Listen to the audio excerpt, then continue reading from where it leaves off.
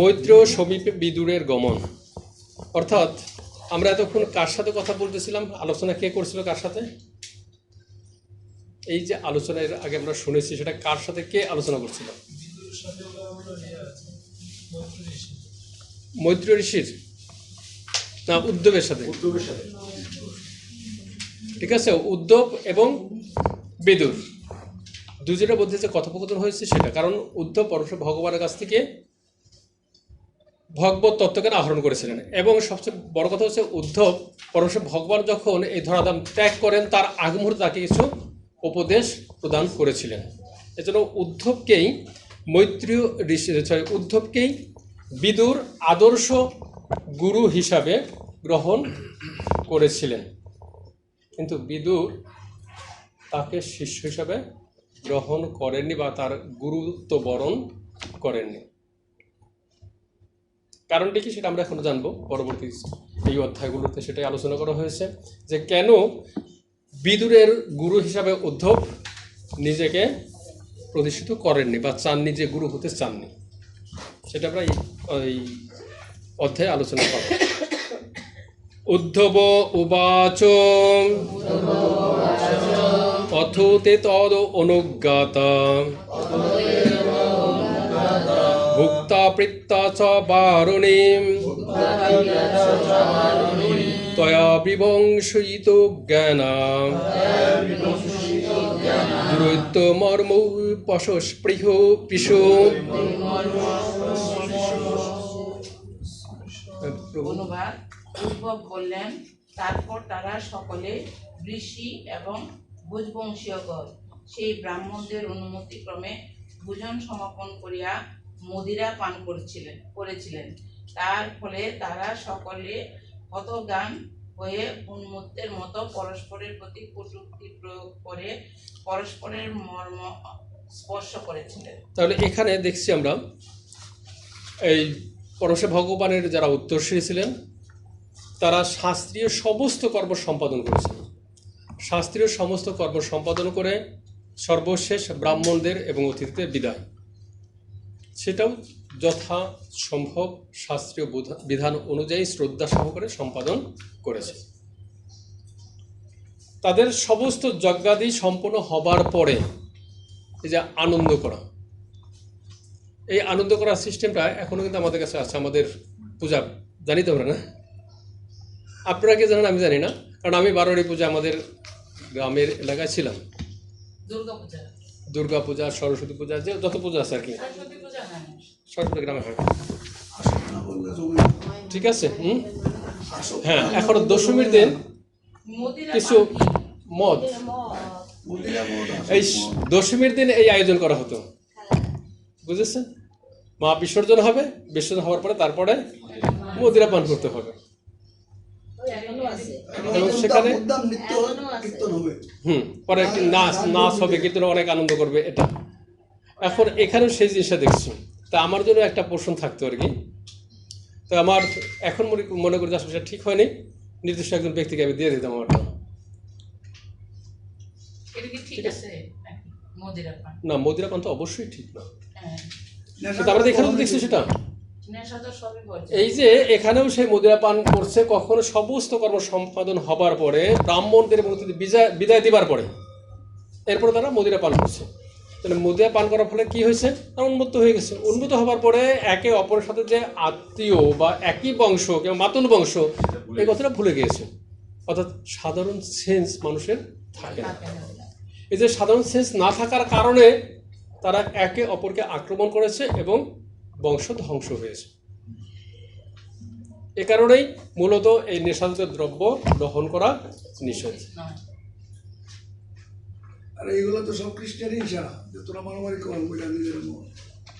কৃষ্ণ কেন করেছেন? আমাদের শিক্ষা দেবার জন্য, প্রত্যেকটা লীলা আমাদের শিক্ষা দেবার জন্য, যে তোমাদের কি করা উচিত, কি করা উচিত নয়, এই শিক্ষাটা দেবার জন্য। আমরা যদি মনে করি উনি করেছেন, উনারই প্ল্যান, অত আমরাও করবো না, ঠিক আছে? সেই প্ল্যানেটা হয়েছে, কিন্তু সেটা আমাদের শিক্ষা দিচ্ছে যে কখনোই তোমরা এই নেশাজাতীয় দ্রব্য গ্রহণ করো না, তাহলে তোমাদের স্বাভাবিক সেন্স থাকবে না, বিচার বুদ্ধি থাকবে না। তবে এখানে প্রভুপাদ মর্ম স্পর্শটা কি বলা হয়েছে? পরস্পর মর্ম স্পর্শ করেছে, মানে এই পরস্পরের মর্ম স্পর্শ, মর্ম মানে আত্ম আত্ম আত্মা, ঠিক আছে? হৃদয়ে কি মানে যেমন ওইটা কি হয়েছে আমাদের এলাকায় যে খ্রিস্টানদের একটা বড়দিন বঙ্গবন্ধুর পেতেছে, সে আবার শালা, শেখ হাসিনা তার ওয়াইফ। না, এটা স্বাভাবিক। যে কোনো মানে নেশাগ্রস্ত হলে সে কি বলবে সে নিজে জানে না, কারণ সাথে কখনো সেন্স থাকে না। এজন্য বলা হচ্ছে আমাদের শাস্ত্রে প্রবাদ কোনো কোনো অনুষ্ঠানে ক্ষত্রিয়দের সুরাপান করার অনুমতি দেওয়া হয়েছে, তাই তারা অন্ন থেকে উৎপন্ন এক প্রকার হালকা মদিরা পান করেছিলেন। তা পান করার ফলে তারা এতই উন্মত্ত এবং বিবেকহীন হয়ে পড়েছিলেন যে তারা তাদের পরস্পরের সম্পর্ক বিস্মিত হয়ে এমন কটূক্তি করেছিলেন যার ফলে তাদের হৃদয়ে স্পর্শ করেছিল। নেশা করা এতই ক্ষতিকর যে নেশাগ্রস্ত অবস্থায় অত্যন্ত সংস্কৃতি সম্পন্ন পরিবারের সদস্যরা পর্যন্ত উন্মত্ত হয়ে তাদের পরস্পরের সম্পর্ক ভুলে যেতে পারেন। তার বাস্তবতা দেখি, আপনারা দেখেছেন আমি জানি না, বাট আমার গ্রামে আমি দেখেছি বেশ কয়েকজন মদ্যপ ছিল, বাজারে যেত, বাজারে গিয়ে মদ টদ পান করে তারপর রাস্তাতে চলতো, আবল তবল বক্তব্য দিতে থাকতো, আর কখনো কখনো দেখা রাস্তা পাড়ে পড়ে আসে। আমার গ্রামে আমি দেখেছি। এই রাস্তাঘাটে ঘুমায় যে ফুটপাতে, সেগুলো মনে হয় এগুলা। হ্যাঁ হ্যাঁ, নাহলে কি ঘুমায় এই রোদের মধ্যে পড়ে থাকে? জাগতিক যে দেখা যায় অনেকটা কেউ যে দেহ রাখে শ্মশানে কাণ্ড করার সময় পরে এটা করে, হ্যাঁ এই কাজটা করে, পরে হবে না, এটা আগে দিতে হবে। তাতে আমি এখান থেকে ব্যতিক্রম না, তবে আমি টাকা দিছি, আমি জানতাম না যে আসলে মদ খাবার জন্য টাকা দিছি। এখন টাকাটা দিছে, দেওয়ার পরে আমাকে বলছে যে মদের প্রতি প্রভাবটা, হ্যাঁ হ্যাঁ এটাই আর কি। এখান থেকে আমরা বের হতে পারছি না, আলোচনার ভিত্তিতেই আমরা আসক্ত হয়ে যাচ্ছি। এটা কথা ঠিক বলেছেন, একদম। পরবর্তী শ্লোক, ঠিক আছে। তেষাময়ি দোষেন বিষমীকৃত চেতুষাম নিম্ন চৌতি বরাবাসী বেনুনাম ইব মর্দনম। বাসের সংঘর্ষের ফলে যেমন বিনাশ সংঘটিত হয়, তেমনি সূর্য অস্তগত হলে সুরাপানে তাদের সকলের চিত্ত বিক্ষিপ্ত হয়েছিল এবং তাদের বিনাশ সাধন হয়েছিল। তাহলে এখানে বাসে বাসে সংঘর্ষ হবার কথাটা বলা হচ্ছে কি, যখন আমাদের হয় কি বলে দাবানল জ্বলে ওঠে, সেক্ষেত্রে কিন্তু কেউ আগুন ধরিয়ে দেয় না, সে বাসে বাসাই না, শুধু বৃক্ষে বৃক্ষে গাছের ডালে ডালে সংঘর্ষের ফলে এই অটোমেটিক আগুনের সৃষ্টি হয়। এবং নিচ থেকে না, এটা বলছে গাছের ঘর্ষণের ফলে, ঠিক আছে? এখন অন্য কেউ লাগাই দেওয়ার প্রয়োজন হয় না। তদ্রূপ এই জাদু মানে যদু বংশের যারা ছিল উত্তরসূরিরা, তারাও সমস্ত কর্ম সম্পাদন করার পরেও অন্য কারো প্ররোচনা ব্যতীতই নিজেদের মধ্যেই সংঘর্ষে লিপ্ত হয়েছিল। কি কারণে? মদিরা গ্রহণ করার কারণে, মদ্যপান করার কারণে। ভগবান আত্মো মায়া গতিম তাবোল্লোকৌষঃ সরস্বতীম উপসপৃশ্য বৃক্ষমূলম উপাবিশদ। প্রভু হরে কৃষ্ণ বলেন। পরমেশ্বর ভগবান শ্রীকৃষ্ণ তার অন্তরঙ্গ শক্তির প্রভাবে গতি দর্শন করে সরস্বতী নদীর তীরে গিয়েছিলেন এবং আচমন করে একটি বৃক্ষের মূলে উপবেশন করেছিলেন। পরমেশ্বর ভগবান এটা কি বলেছেন, যে তিনি কিন্তু সরাসরি দেখেননি, ওখানে ছিলেন না, ওখানে চলে আসছিলেন, তবে এটা দৃষ্টির মাধ্যমে দর্শন করেছিলেন, কারণ ভগবান সর্বত্রই বিরাজ করেন ওই হিসাবে। তখনই তিনি কি করলেন, এক সরস্বতী নদীর তীরে একটি অশ্বত্থ বৃক্ষের নিচে বসলেন। মানে সাধারণ মানুষ যখন দেখা যায় আপনজন আত্মীয় স্বজন যখন মৃত্যুবরণ করে তখন তার শোকে বিহ্বল হয়ে কোথাও পড়ে থাকেন। পরমেশ্বর ভগবানের এই জড়জগতে কোনো বন্ধন নেই, ত্রিগুণাতীত। অতএব শোক বা দুঃখ বা কষ্ট বা শান্তি বা আনন্দ এটার মধ্যে তার কোনো বিভেদ জ্ঞান নেই। তথাপি যেহেতু তিনি একটি দেহ ধারণ করেছেন, মানব দেহ রূপ ধারণ করেছেন, এই জন্য এই ধারাটাকে যথার্থভাবে সম্মান প্রদর্শন করার জন্য তিনি একটি বটবৃক্ষের নিচে বা অশ্বত্থ বৃক্ষের নিচে উপস্থিত হয়ে মনে হচ্ছে যেন তিনি বিমর্ষ হয়ে পড়েছেন। নরলীলা করতেছেন, হ্যাঁ, এই জন্য যা যা মানুষেরা করে সেটাই উনি করছেন। হ্যাঁ হ্যাঁ, এটাই গৃহস্থ হয়েছে না, গৃহস্থ হয়েছে। 16,108 জন একজনের হ্যাঁ। বক্তৃতা দিতেছিল, ভগবান বিয়ে করে না আমাদের এখানে। তাই বলে 16,108 জন করে প্রত্যেকের ঘরে দর্শন করে সত্তা, তারপরে বিয়ে করে নাই। আমরা কি বক্তৃতা দিলেন? এটা আমার নিজের কথা, বাক্যতে লেখা। হ্যাঁ, ঠিক আছে, হ্যাঁ, ঠিক আছে অত্যন্ত কথা। পণ্ডিত ব্যক্তি, বুঝছেন? হুম হুম। আর উল্টোপাল্টা কি করতেছিল, সব সবাই বিভ্রান্ত করে দিতেছে। তাহলে এই যে পরমেশ্বর ভগবান এখানে কিসের স্ব আত্মমায়া তার নিজের অন্তরঙ্গা শক্তির দ্বারা দর্শন করেছেন, এবং সেই অন্তরঙ্গা শক্তির দ্বারা কিন্তু তিনি প্রভাবিত কি? আপাতত আসলে মনে হচ্ছে তিনি অন্তরঙ্গা শক্তির দ্বারা প্রভাবিত না, তিনি শুধুমাত্র মানব লীলায় কোনো যেন মানে গ্যাপ না থাকে সেটা অভিনয় করার জন্যই এরকম ভূমিকা অবতরণ করেছেন। পরবর্তী শ্লোক, অহম চৌকিত ভগবতা প্রপন্ন আর্তে হরণে বদরিম তম প্রয়াতে হিতি সকলম সমজিহির শোনা।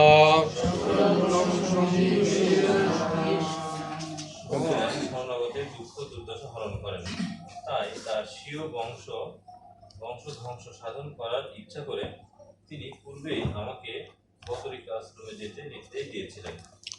এটা কে বলছেন? উদ্ধব বলছেন। উদ্ধব বলছেন কি? ভগবান শরণাগতের দুঃখ দুর্দশা হরণ করেন। শরণাগতকে উদ্ধব। এখন উদ্ধব যদি সামনে থাকেন এবং পরমেশ্বর ভগবান যদি তার ভাবে প্রত্যাবর্তন করেন তাহলে উদ্ধব অনেক কষ্ট পাবেন। কাজে পরমেশ্বর ভগবানের এই ধরাধাম ত্যাগ করার এই দৃশ্যটি, হৃদয় বিদারক দৃশ্য যেন উদ্ধব দর্শন না করেন, এজন্য পরমেশ্বর ভগবান তাকে বদ্রিক আশ্রমে নরনারায়ণের সেবা করার জন্য প্রেরণ করেছিলেন। এই জন্য বলা হচ্ছে যে পরমেশ্বর ভগবান তার শরণাগতের দুঃখ দশা হরণ করেন, মানে কোনো প্রকারে সে দুঃখ দশা পতিত না হয়। তাই তার স্বীয় বংশ ধ্বংস সাধন করার ইচ্ছা করে তিনি পূর্বেই আমাকে বদ্রিক আশ্রমে যেতে নির্দেশ দিয়েছিলেন। স্বীয় বংশ ধ্বংস সাধন করার ইচ্ছা করেন, তার মানে কি?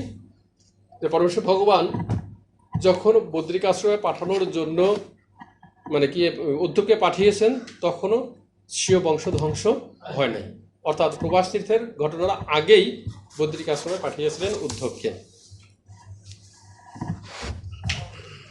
তথাপি তদ অভিপ্রেতম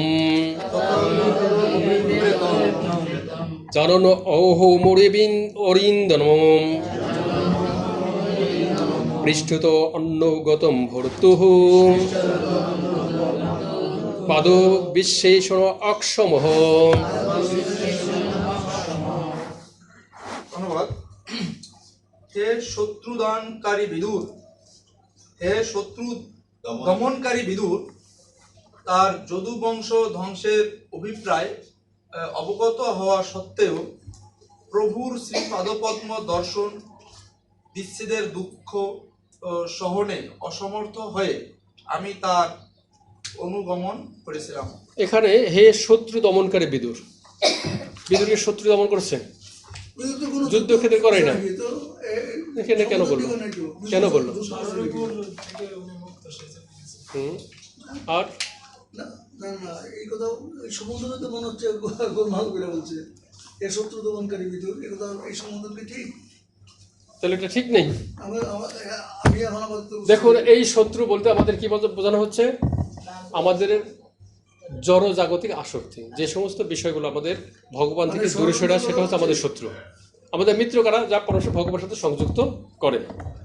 এখন যে বিষয়গুলো ভগবান থেকে দূরে সরে সেই বিষয়গুলো হচ্ছে আমাদের শত্রু।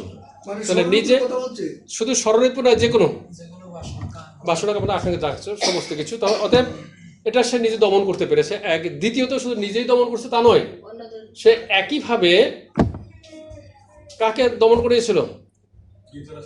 ধৃতরাষ্ট্রকে ধিক্কার দিয়ে পঞ্চপাণ্ডবদের গৃহ থেকে বের করে দিয়েছিল। এবং তিনি বুঝতে পেরেছেন, হ্যাঁ আমার এখন আসলে যথার্থ স্থানে পৌঁছানোর জন্য যথার্থ মার্গ অনুসরণ করতে হবে। অতএব তাকেও এই শত্রুর আক্রমণ থেকে মুক্ত করেছিলেন।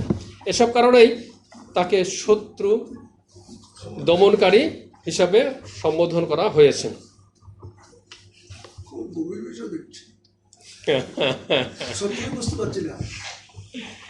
তার যদুবংশ ধ্বংসের অভিপ্রায় অবগত হওয়া সত্ত্বেও প্রভুর শ্রী পাদপদ্ম দর্শন বিচ্ছেদের দুঃখ শহরে অসমর্থ হয়ে আমি তার অনুগমন করেছিলাম। আমি কিন্তু তার কথা মতো বদ্রিক আশ্রমে যাইনি, তথাপি তার পিছনে আমি ধাবিত হয়েছিলাম। কারণটি কি? অন্তিম মুহূর্তে আমি ভগবত কথা শ্রবণ করতে প্রত্যাশা করেছিলাম। এইখানে অনুগমন মানে তো পিছনে গেছিল, আগে গেল কে? আগে কি আমি তো বললাম যে শ্রীকৃষ্ণ ভগবানও বলেছিলেন যে তুমি বদ্রিক আশ্রমে যাও, চলে যাও, কিন্তু আমি যাইনি, আমি তার পিছনে পিছনে ধাবিত হয়েছিলাম। ভগবান যদিও চেয়েছিলেন এর পূর্বেই আমি অন্য কোথাও চলে যাই, বদ্রিক আশ্রমে গিয়ে নরনারায়ণের সেবায় যুক্ত হই, কিন্তু আমি সেটা করিনি। না, উদ্ধব পরশু ভগবানের সাথে তখনও ছিলেন, ছিল এটা বলছে। হ্যাঁ, এটা তো বলছে এখানে, ঠিক আছে? পরামর্শ দিয়েছে। হ্যাঁ, প্রথম বলেছিল যাও, চলে যাও, শেষে গিয়েছেন কিন্তু ভগবত তত্ত্বজ্ঞান আহরণ করার পর।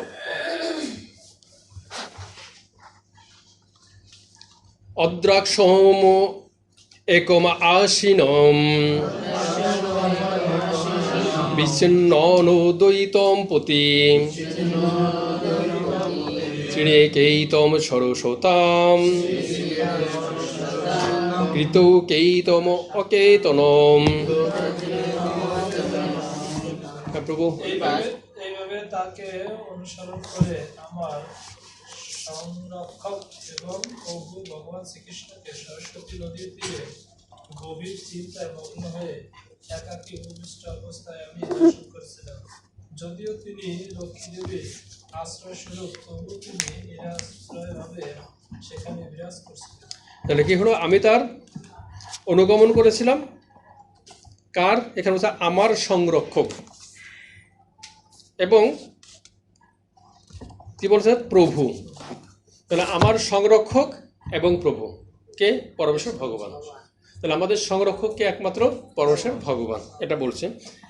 এবং সরস্বতী নদীর তীরে গভীর চিন্তায় মগ্ন হয়ে, অর্থাৎ দেখা গেল যে ওনার পিছনে হচ্ছে আমি গিয়েছি, যাবার পরে দেখলাম যে তিনি সরস্বতী নদীর তীরে একটি অশ্বত্থ বৃক্ষের নিচে একাকী উপবিষ্ট হয়ে একাকী বসে আছেন নির্জন স্থানে, যেন গভীর শোকে তিনি আচ্ছন্ন। যদিও তিনি লক্ষ্মীদেবীর আশ্রয় স্বরূপ, অর্থাৎ সমস্ত লক্ষ্মী কার আশ্রয় থাকে?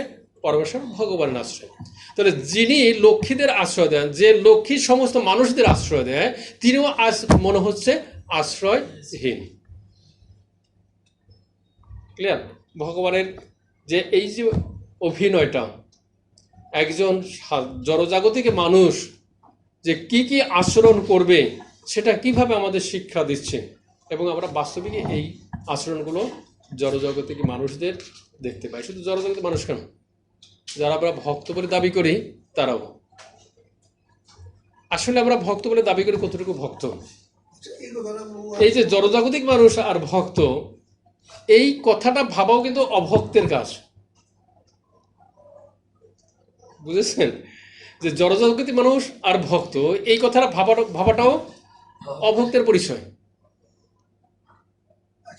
ভগবান কিভাবে নিজের এটাই তো আমি বললাম যে যিনি সকলের সমস্ত লক্ষ্মীদের আশ্রয়, যে লক্ষ্মীরা সকলকে আশ্রয় দেয়, বুঝেছেন? মানে আমাদের আশ্রয় দেয় কারা? লক্ষ্মী।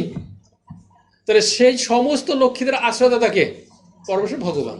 তাহলে তিনিও যেন মনে হচ্ছে আজকে নিরাশ্রয়, কারণটি হচ্ছে একজন মানব দেহধারী হিসাবে একজন মানুষ যে সমস্ত ভূমিকা অবতরণ করবেন সে প্রত্যেকটা ভূমিকা তিনি অবতরণ করছেন। ক্লিয়ার?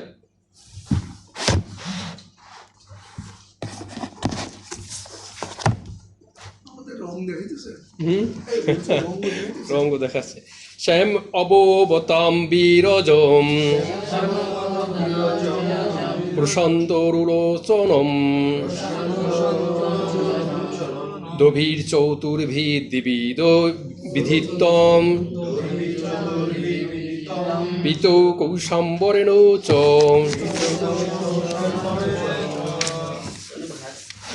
ভগবান শ্রীকৃষ্ণের শ্রীবিগ্রহ উজ্জ্বল শ্যামবর্ণ এবং সচ্চিদানন্দময়, তার নেত্রদ্বয় প্রশান্ত এবং প্রভাত সূর্যের মতো অরুণবর্ণ, তার চতুর্ভুজ ও বিভিন্ন প্রকার লক্ষণ এবং পৃথবর্ণ ঐশীয় বস্ত্রের দ্বারা আমি তৎক্ষণাৎ চিনতে পেরেছিলাম যে তিনি হচ্ছেন পরমেশ্বর ভগবান শ্রীকৃষ্ণ।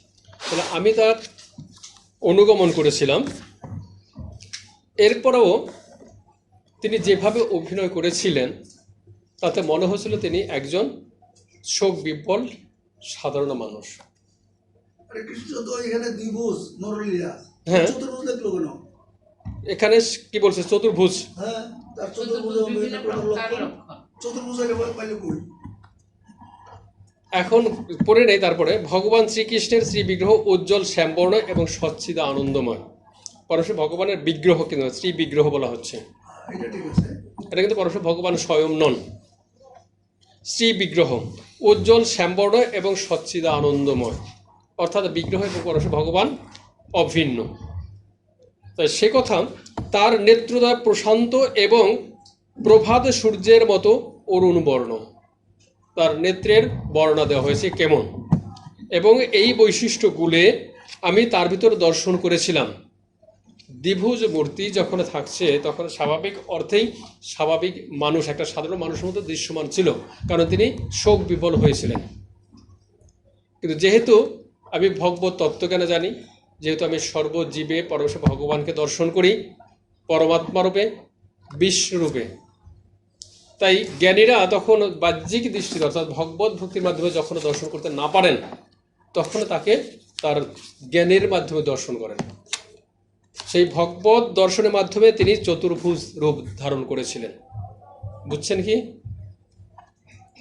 চতুর্ভুজ তো পরমাত্মা। মানে তার পরমাত্মা না, কৃষ্ণকে চতুর্ভুজ নয়। না না না, পরমাত্মার উপর তো উনি বিরাজ করেন। হ্যাঁ, কিন্তু কৃষ্ণ স্বাভাবিক মূর্তিটা এখানে কি বলছেন, যে তিনি এতটাই শোক বিহ্বল হয়েছেন সাধারণ মানুষের মধ্যে, তাকে বোঝা সম্ভব নয় যে তিনি কৃষ্ণ। বুঝেছেন? এতটা শোক বিহ্বল হয়েছে তাকে চেনা সম্ভব নয়। তখন আমি তার ভিতর কি চতুর্ভুজ মূর্তি দেখেছিলাম। কোন বিচারে? বাহ্যিক দৃষ্টিতে না, তখন আমি হৃদয়ের দৃষ্টিতে তখন তার দিকে তাকিয়েছিলাম, তাকে দর্শন করেছিলাম। সেই হৃদয়ের দৃষ্টিতে যখন দর্শন করছি তখন দেখেছি সে দ্বিভুজ চতুর্ভুজ মূর্তি রূপে উদ্ধব দর্শন করছে। ক্লিয়ার? বাহ্যিক রূপে মনে হচ্ছিল একটি স্বাভাবিক মানুষ যিনি শোকে বিহ্বল হয়ে এখানে বিষণ্ণ বদনে বসে আছেন। তখন আমি হৃদয়ের দর্শন দিয়ে তাকে দর্শন করি, তখনও বুঝতে পারি তিনি চতুর্ভুজ মূর্তি, অর্থাৎ স্বয়ং ভগবান, অর্থাৎ তিনি হচ্ছেন কৃষ্ণই। ক্লিয়ার? বেশ জটিল বিষয় না?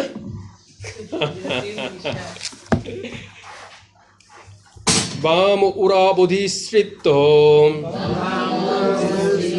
দক্ষিণ অগ্রেসর ঊর্ধ্বম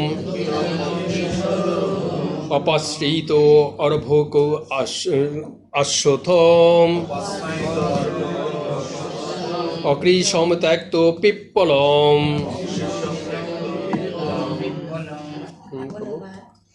তিনি একটি নবীন অশ্বত্থ বৃক্ষে পৃষ্ঠদেশে রেখে বাম গরুর উপরে দক্ষিণ পাদপদ্ম স্থাপন করে উপবিষ্ট ছিলেন। যদিও তিনি সর্বপ্রকার প্রেম সুখ বের করেছিলেন, তবুও তাকে আনন্দপূর্ণ বলে মনে হয়েছিল। তারা কি বলছেন?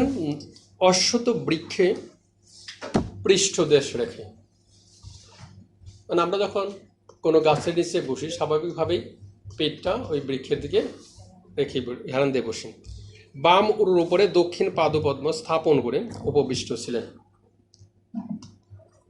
এই বিষয়টি প্রভুপাদ তাৎপর্যে বিশ্লেষণ করেছেন। আমরা দেখি তাৎপর্যটি একটু পড়ুন। শিল বিশ্বনাথ চক্রবর্তী ঠাকুরের মতে একটি নবীন অশ্বত্থ বৃক্ষে পৃষ্ঠদেশ রেখে ভগবানের উপবেশন করার ভঙ্গিটি অত্যন্ত তাৎপর্যপূর্ণ। সেই বৃক্ষটিকে অশ্বত্থ বৃক্ষ বলা হয় কেননা তা সহজে মৃত্যু হয় না, তা দীর্ঘকাল ধরে জীবিত থাকে। তার চরণ যুগল এবং তাদের শক্তি সম্পদ হচ্ছে জড় উপাদান সমূহ, সেগুলিকে বলা হয় পঞ্চ মহাভূত চিতি তপ তেজ মরুত এবং বম।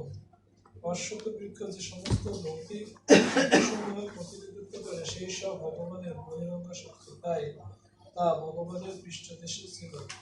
এই ব্রহ্মাণ্ডটি যেহেতু সমস্ত ব্রহ্মাণ্ডের মধ্যে সবচেয়ে ক্ষুদ্র, তাই সেই অশ্বত্থ বৃক্ষটিকে নবীন বা মানব রূপে বর্ণনা করা হয়েছে। তাহলে এখানে কি বললো যে অশ্বত্থ বৃক্ষ ছিল, তার পৃষ্ঠদেশকে কি নির্দেশ করে? অশ্বত্থ বৃক্ষ কেন? যা আয়ু অনেক দীর্ঘ আয়ু বলে তাকে অশ্বত্থ বৃক্ষ হিসাবে বর্ণনা করা হয়েছে। এবং সেই বৃক্ষের যে উপকরণগুলো রয়েছে সেই উপকরণগুলো কি বলা হচ্ছে? পরমেশ্বর ভগবানের অন্তরঙ্গা শক্তির বহিঃপ্রকাশ বা বহিরঙ্গা শক্তিরূপ। অতএব এই যে পরমেশ্বর ভগবানের পাদসমূহ, যেটা বলা হচ্ছে বাম উরুতে দক্ষিণ পদ রেখে তিনি বিশ্রাম নিচ্ছিলেন, এটাকে কি বোঝানো হচ্ছে? পঞ্চ মহাভূত। ঠিক আছে, পাঁচটি আঙ্গুল রয়েছে পায়ের।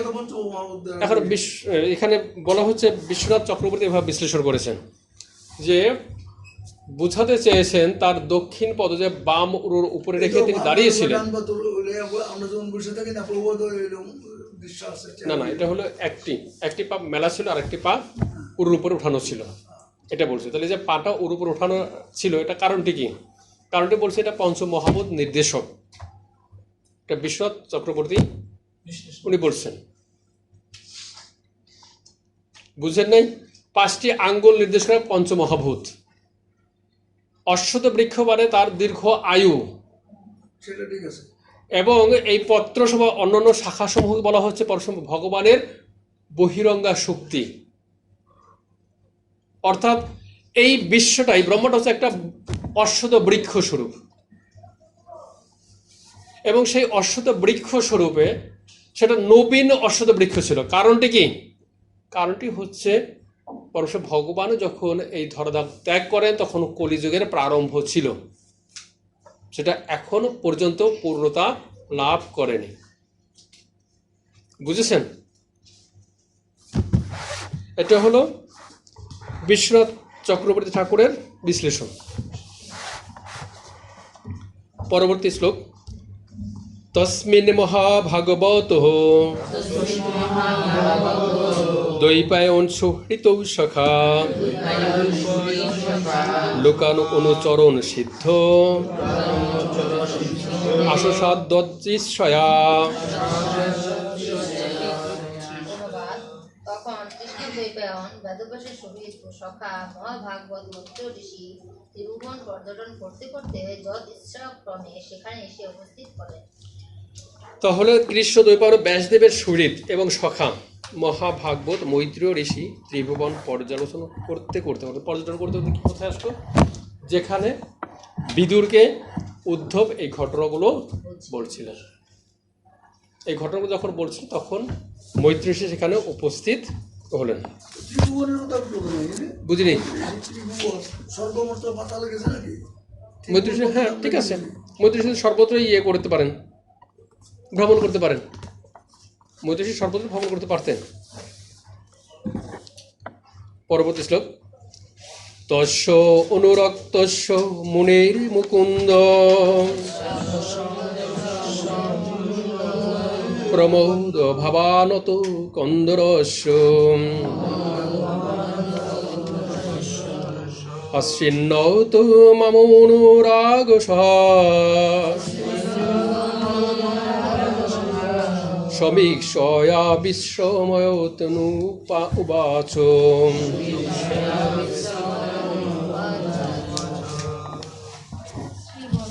প্রতি অত্যন্ত অনুরক্ত মাতাজির সামনে মাতাজি আপনি বলছেন প্রসন্ন চিত্তে ভগবানের কথা শ্রবণ করতে তখন শ্রদ্ধায় তার মস্তক একটু জোরে বলুন, বুঝতে পারছি না। ভগবত কথা শ্রবণ পরায়ণ সেই মুনির সম্মুখে ভগবান মুকুন্দ অনুরাগ ও হাস্যযুক্ত দৃষ্টির দ্বারা আমার শ্রান্তি অপনোদন করে বলতে লাগলেন। শ্রী ভগবানের প্রতি অত্যন্ত অনুরক্ত মৈত্রেয় মুনি প্রসন্ন চিত্তে ভগবানের কথা শ্রবণ করেছিলেন। তখন শ্রদ্ধায় তার মস্তক অবনত হয়েছিল। ভগবান কথা শ্রবণ পরায়ণ সেই মুনির সম্মুখে ভগবান মুকুন্দ অনুরাগ ও হাস্যযুক্ত দৃষ্টির দ্বারা আমার শান্তি অপনোদন করতে বললেন। তার মানে কি দাঁড়ালো? যে পরমে ভগবান যখন এই ধরাধাম ত্যাগ করবেন তখন যেমন উদ্ধব ছিলেন ঠিক সেখানে উপস্থিত হলেন কে? মৈত্রেয় ঋষি। পরমে ভগবান তাহলে দুজনকে সর্বশেষ ভগবত তত্ত্বজ্ঞান প্রদান করেছেন, এক উদ্ধব, দুই হচ্ছে মৈত্রেয় ঋষি। মৈত্রেয় ঋষিকে দর্শন করে পরমে ভগবান ভাবভাবে আপ্লুত হয়েছিলেন। ওই যে ময়নাপার্শ্বতে তাৎপর্য একটা জায়গা বলছে যে মৈত্রেয় ছিলেন একজন মহান ঋষি এবং একজন বিদ্বান দার্শনিক, কিন্তু তিনি ভগবানের শুদ্ধ ভক্ত ছিলেন না। তাই সেই সময় ভগবানের সঙ্গে তার সাক্ষাৎ হয়েছিল তার অজ্ঞাত স্বীকৃতি করে। মানে মৈত্রেয় ঋষি কি শুদ্ধ ভক্ত ছিলেন না? এখনো মৈত্রেয় ঋষি শুদ্ধ ভক্ত ছিলেন এটা প্রভুপাদ বলেছেন, হ্যাঁ, ঠিক আছে। কিন্তু মৈত্রেয় ঋষি আর এর ভিতরে পার্থক্য, একজন জ্ঞানী আর একটা হলো শুদ্ধ ভক্ত। এখন এর পরবর্তীতে আমরা দেখি উদ্ধব শুদ্ধ ভক্ত হলেন কখন? যখন বৃন্দাবনে পরমেশ্বর ভগবান তাকে প্রেরণ করেছিলেন ভক্তি লাভ করার জন্য। অথচ ইতিপূর্বেই তিনি একমাত্র ব্যক্তি এই ধরাধামে যিনি বৃহস্পতির শিষ্য, এবং তিনি সরাসরি ভগবত তত্ত্বজ্ঞান কার কাছে আহরণ করেছেন? স্বয়ং ভগবানের কাছে। তারপরেও তার কিন্তু এই ভগবত ভক্তি রুপ্ত হয় নাই। তখন পরমেশ্বর ভগবান তাকে বৃন্দাবন পাঠিয়েছিলেন কি বলে? যেহেতু তুমি ভগবত তত্ত্বজ্ঞান জানো, তাই তুমি বৃন্দাবনবাসীদের অর্থাৎ গোপীদের কাছে তুমি এই ভগবত তত্ত্ব পরিবেশন করো, তাহলে তাদের এই শোক নিবারণ হবে, বিরহ নিবারণ হবে। কিন্তু সেখানে গিয়ে যখন ভগবত কথা পরিবেশন না উদ্যোগ, হ্যাঁ সেই উদ্যোগ পরবর্তীতে আর কি।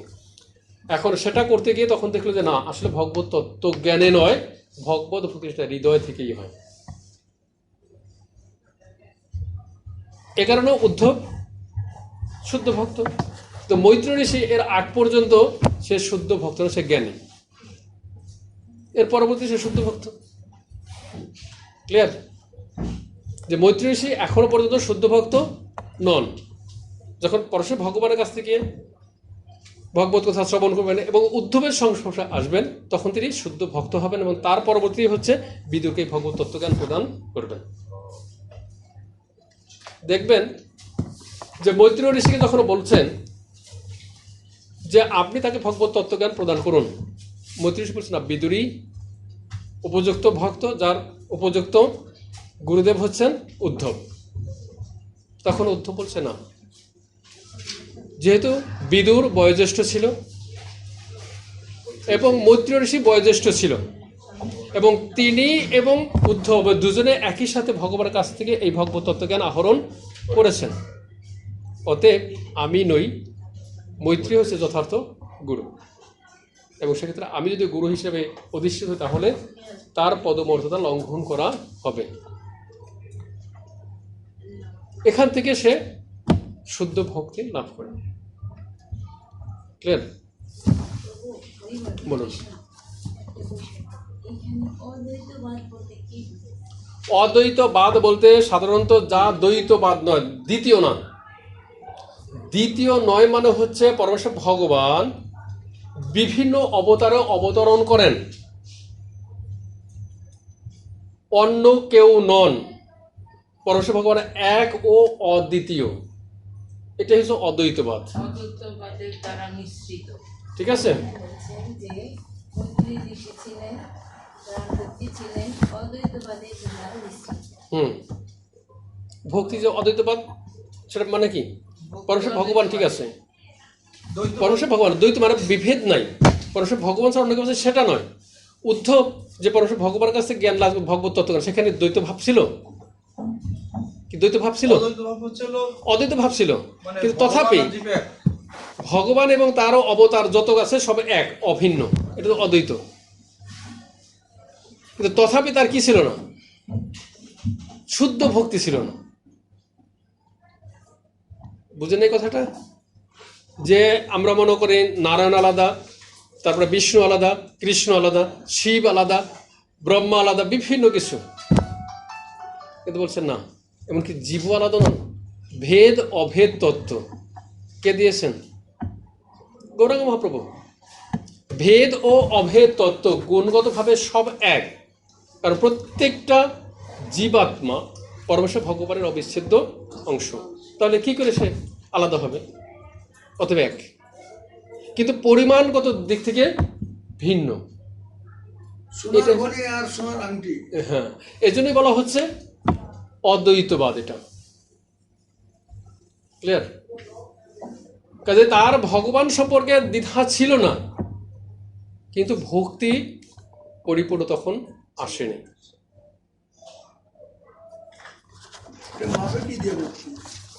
এটা মাপাটা কঠিন।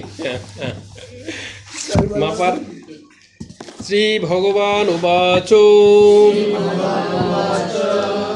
বেদয়োহম অন্তর বেদ অহম অন্তম অনিষিপ্তম তে দদামি যত দুর্বাপো মন্নৈ সত্রে পুরা বিশ্ব সৃজাম্বসুনাম মৎসিদ্ধি কামেন বসতু এষ্ট।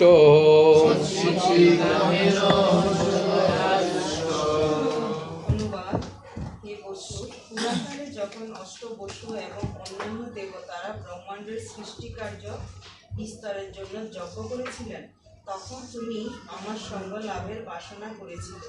তোমার অন্তরে অবস্থান করে তোমার মনের সেই বাসনা আমি জানতে পেরেছিলাম। অন্যদের জন্য যদিও তা দুষ্প্রাপ্য, কিন্তু আমি তোমাকে তা দান করেছি। তাহলে কেন বলেছেন যে মৈত্রেয় ঋষি এই যে পরমেশ্বর ভগবানকে বিশেষ কৃপার ফলেই লাভ করেছেন? তার কারণটি এখানে পরমেশ্বর ভগবান বলছেন যে কেন তোমার প্রতি বিশেষ কৃপা পরায়ণ হয়েছি। কারণটি হলো যে তখন তুমি যে পূর্বে যে বসুরা ছিল তার মধ্যে অন্যতম একজন বসু ছিল, এবং তোমার ভিতরে যজ্ঞ সম্পাদন করার সময় আমাকে প্রাপ্ত হবার একটা মনোবাসনা ছিল। একজন, হ্যাঁ, মানে মৈত্রেয়, উদ্ধব না, মৈত্রেয়। এখনো বলছে যেহেতু তখন ওই যজ্ঞ সম্পাদনের সময় তুমি আমাকে লাভ করার বাসনা করেছিলে, এ কারণে আমি তোমার মনের অবস্থা জেনেছিলাম, এবং সেখানে থেকে আমি বলেছিলাম তোমার এই বাসনা পূর্ণ করব, আর সে কারণে আজকে তোমার সেই বাসনা পূর্ণ হলো।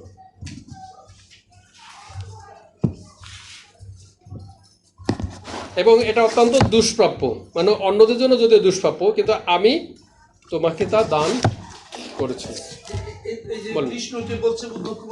উদ্ধবকে বলছে না, উদ্ধবকে না, মৈত্রকে বলছে।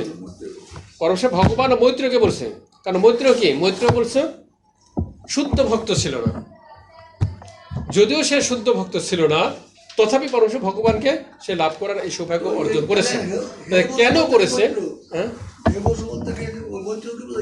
মৈত্রকে, হ্যাঁ হ্যাঁ। এখন কেন করেছে কারণটা বিশ্লেষণ করেছে পরমেশ্বর ভগবান এই শ্লোকে, যে তুমি শুদ্ধ ভক্ত নও, তথাপি কেন তুমি আমাকে এখনো দর্শন করতে পেরেছো, আমার সান্নিধ্য লাভ করলে? কারণ হচ্ছে পূর্বকালে যখন তুমি যজ্ঞের সময় আমাকে লাভ করার বাসনা করেছিলে, সেই বাসনাটা আমি জেনেছিলাম, এবং সেই বাসনার কারণে আজকে তুমি এই সৌভাগ্য লাভ করেছো। এটা অত্যন্ত দুঃসাধ্য বা দুষ্প্রাপ্য। তারপরে যদি কোনো ওই যে উদ্যোগদের বলছে অষ্টবসুরের জন্য না, কোথায় বলছেন? উদ্ধব হচ্ছেন ভগবান একজন নিত্য পার্ষদ, হ্যাঁ ঠিক আছে, এবং উদ্ধবের এক অংশ হচ্ছে পুরাকালের অষ্টবধূর একজন এক অংশ।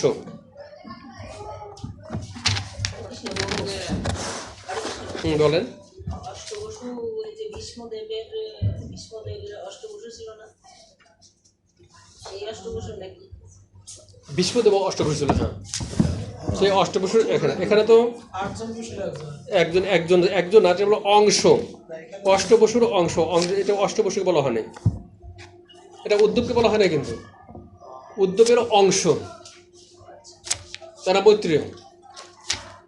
কারণ আগের শ্লোকের সাথে যখন আমরা মিলাবো তখন কি তার আসছে, যদিও মৈত্রীয় শুদ্ধ ভক্ত ছিলেন না, তথাপি পরমেশ্বর ভগবানকে দর্শন করতে পেরেছিলেন। আর তারপরে ভগবানের এই উক্তিটা, তারপরে সে মৈত্রী হচ্ছে উদ্ধবেরই পূর্ব জন্মের একটি অংশ, মৈত্রীয়। না না না, এটা অংশ বলা হয়েছে, এক অংশ, হ্যাঁ প্রকাশ।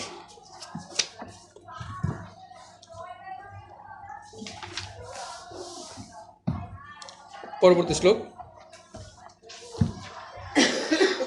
সয়েষু সাধু চরমৌ ভবনাম আসাদিতস্তি মদ অনুগ্রহ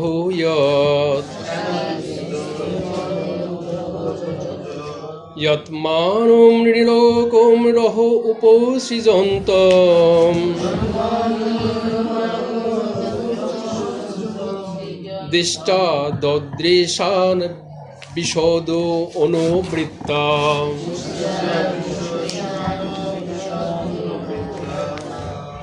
অনুবাদ। হে সাধু, তোমার সমস্ত জন্মের মধ্যে বর্তমান জন্মই চরম জন্ম, কেননা তুমি এই জন্মে আমার কৃপা লাভ করেছ। এখন তুমি এই মর্তলোক পরিত্যাগ করে আমার দিব্য ধাম বৈকুণ্ঠে গ্রহণ করতে পারো। তোমার ঐকান্তিক ভক্তির প্রভাবে সৌভাগ্যক্রমে এই নির্জন স্থানে তুমি আমার দর্শন লাভ করবে। তাহলে কি বলছেন এখন পরমেশ্বর ভগবান বলছে, যেহেতু তুমি আগে আমাকে প্রাপ্ত হবার প্রত্যাশা করেছিলে, আর সেই প্রত্যাশা থেকে আমি তোমার প্রত্যাশা পূরণ করেছি বর্তমানে, এখনো তুমি আমাকে লাভ করেছো, দর্শন করেছো, আমার সঙ্গ লাভ করেছো, অতএব তুমি এখন বৈকুণ্ঠ ধামে প্রত্যাবর্তন করতে পারো। হ্যাঁ, এই জন্মই শেষ, এটা বলতে চাচ্ছে। হ্যাঁ হ্যাঁ, ভগবান বলছেন মৈত্রকে, ঠিক সূর্যের মতো। চতুর্ভুজ হয়ে যাবে, বুঝিনি। হ্যাঁ, বৈকুণ্ঠের সপ্ত চতুর্ভুজ, চার যেতে পারবেন, এখনো প্রস্তুত, অর্থাৎ তুমি এখনো বৈকুণ্ঠে প্রবেশ করতে পারবে। হ্যাঁ চতুর্ভুজ, ঠিক আছে, হ্যাঁ সবাই।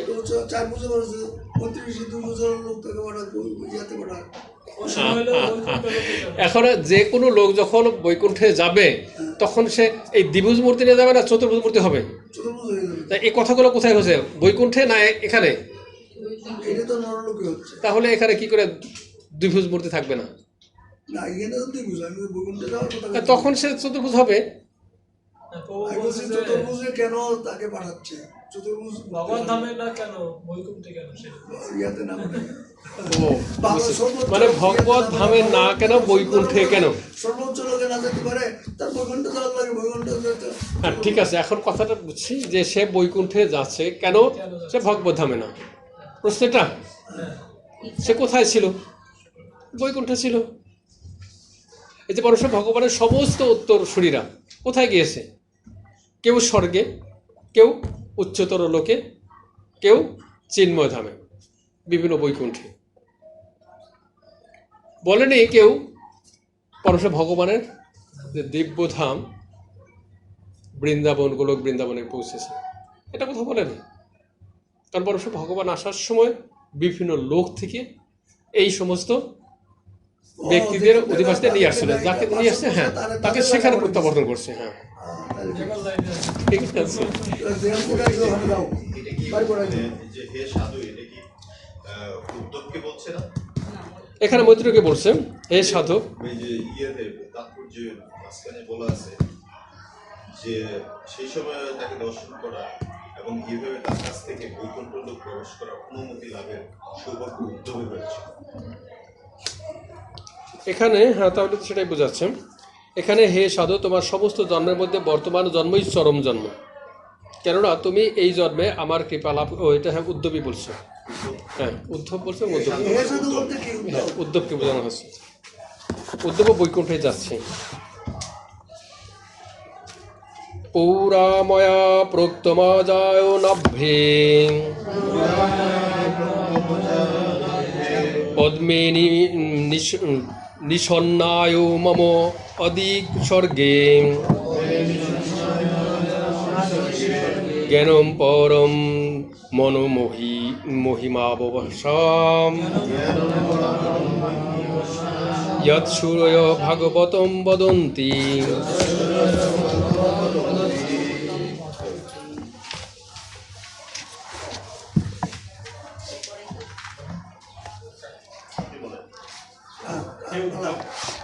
পুরাকালে পদ্মকল্পে সৃষ্টির প্রারম্ভে আমার নাভিপদ্মে অবস্থিত ব্রহ্মাকে আমি আমার অপ্রাকৃত মহিমা বর্ণনা করেছিলাম। ঋষিগণ তাকেই ভাগবতম বলে। তাহলে কি দাঁড়ালো যে উদ্ধবকে বলছে যে সৃষ্টির প্রারম্ভে আমার নাভিপদ্ম থেকে, এখানে কৃষ্ণ না গর্ভদোষে বিষ্ণু, গর্ভদোষে বিষ্ণু যে কৃষ্ণই অন্য কেউ না, তা এখানে স্পষ্ট হয়েছে। ঠিক আছে, যে গর্ভদোষে বিষ্ণু যে কৃষ্ণই অন্য কেউ না, তা এই উক্তির মাধ্যমে পরমেশ্বর ভগবান প্রতিষ্ঠা করলেন। যে প্রথম জীব ব্রহ্মা, তাকেও আমি এই ভগবত তত্ত্বজ্ঞান প্রদান করেছিলাম, যার মাধ্যমে তিনি সৃষ্টি কার্য সম্পাদন করেছিলেন। যেহেতু তিনি সেই ভগবত তত্ত্বজ্ঞানে যথার্থভাবে হৃদয়ঙ্গম করতে পেরেছিলেন, এই জন্য তাকে ভাগবত বলে সকলেই জানে, সমস্ত মনীষীগণ তাকে ভাগবত বলেই জানে। তাহলে যিনি ভগবত তত্ত্বজ্ঞান নিজে ধারণ করছেন এবং আচরণ করছেন, তিনি ভাগবত, ব্যক্তি ভাগবত। অতএব সেই ব্রহ্মাকে সকলেই ভাগবত বলেই জানে।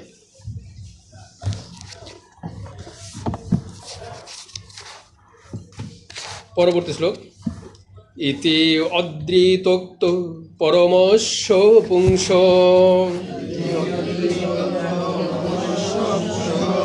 প্রতীক্ষণ অনুগ্রহ ভাজনয়হম স্নেহোত্তরমাস্ফলিত অক্ষরস্তম মুনসো সুসো প্রাজ্জ্বলি অববাসে।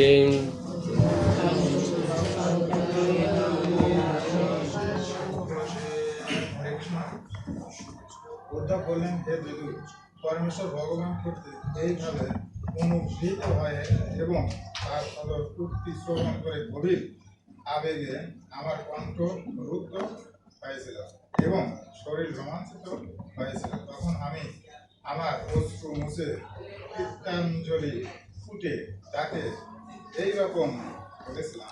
পরমেশ্বর ভগবান যখন আমাকে এভাবে বলছিলেন, তখন আমি ভগবত প্রেমে আপ্লুত হয়ে আমার কণ্ঠ রুদ্ধ হয়েছিল। তখন পরমেশ্বর ভগবানকে আমি প্রণতি জ্ঞাপন করেছিলাম এবং তাকে আমি কি বলেছিলাম পরবর্তী শ্লোকগুলো পাব। কোন বিশতে পাদ সরোজ ভাজাম দুর্লভ অর্থেষু চতুর্শোপি হোম তথাপি নহম প্রবৃণোমি ভূম ভবদ পদম ভোজ নিবেশন উৎসুক।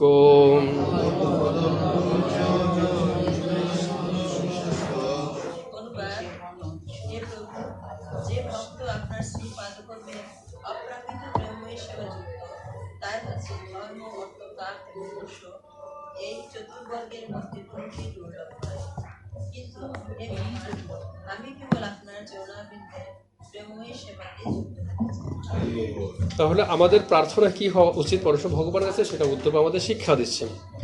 যে সমস্ত ভক্ত আপনার শ্রী পাদপদ্মের অপ্রাকৃত প্রেমময়ী সেবায় যুক্ত, অর্থাৎ পরমেশ্বর ভগবানের শুদ্ধ ভক্তরা, তাদের কাছে চতুর্বর্গীয় বিষয়গুলো অটোমেটিক চলে আসে। ধর্ম, অর্থ, কাম, মোক্ষ, এই 4টি বিষয় অটোমেটিক তাদের পদদলিত হয়। কিন্তু শুদ্ধ ভক্তরা কখনো এই 4টি বিষয়ের প্রতি আসক্ত নন, আকৃষ্ট নন। কাজেই কেন? কারণ এই প্রত্যেকটি বিষয়ে আমাদের জন্ম মৃত্যু জরাব্যাধিতে মানে আক্রান্ত করবে। আসক্তির সাথে জড়িত রয়েছে। এখানে মোক্ষ বলতে কোন মোক্ষকে বোঝানো হয়েছে? কি না, মোক্ষ মানে মুক্তি। মুক্তি বলতে কেবলমাত্র বোঝানো হয়েছে এখানে নির্বিশেষবাদ বন্ধনের মুক্তি না। অর্থাৎ এই চতুর্বর্গীয় বিষয়টা কি? ধর্ম, অর্থ, কাম, মোক্ষ। কত প্রকার মুক্তি আছে? 5 প্রকার। এখানে মুক্তি বলতে বোঝানো হচ্ছে নির্বিশেষবাদ। কারণ নির্বিশেষবাদের কারণে আবার আমরা এই জড়জন্মে, মানে এই জড়জগতেই থাকবো। নির্বিশেষবাদ কখনোই চিন্ময় জগতে উন্নীত হতে পারে না। আর অপরসাটি ভগবানের পার্শ্বদ্য লাভ হয় বিভিন্ন লোকে, চিন্ময় লোকে। এই জন্য এখানে মুক্তি বলতে জড়জগতের ভিতরে যে মুক্তিটা আছে সেটাকে নির্বিশেষবাদ। তারা মনে করে পরমেশ্বর ভগবানের দেহে আমরা লীন হয়ে যাচ্ছি, কিন্তু প্রকৃতপক্ষে সেটা লীন হওয়া যায় না। একটা উদাহরণ আমি দিয়েছিলাম। লীন যে হওয়া যায় না সেটা উদাহরণ আমি দিয়েছিলাম, জড়জাগতিক উদাহরণ ভুলে গেছি। জলের 2টি উপাদান, অক্সিজেন আর হাইড্রোজেন।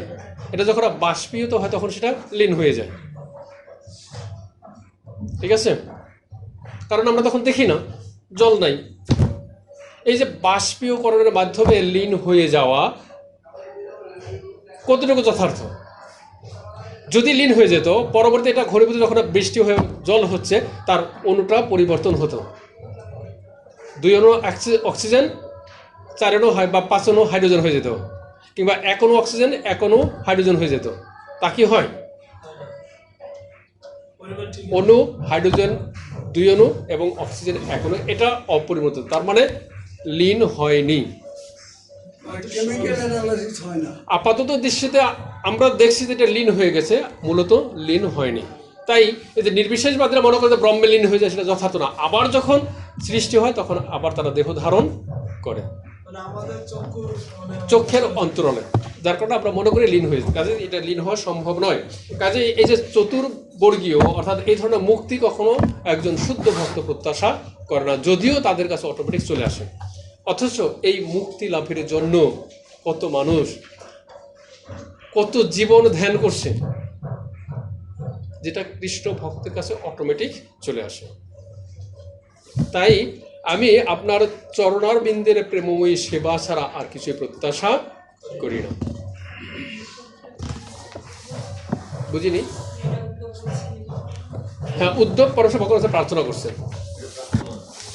ভগবানের কাছে প্রার্থনা মানে আমরা কিভাবে ভগবানের কাছে প্রার্থনা করবো সেই শিক্ষা দিচ্ছে। পরবর্তী শ্লোক, কর্মাণি অনিহস্য ভব অভবস্যতে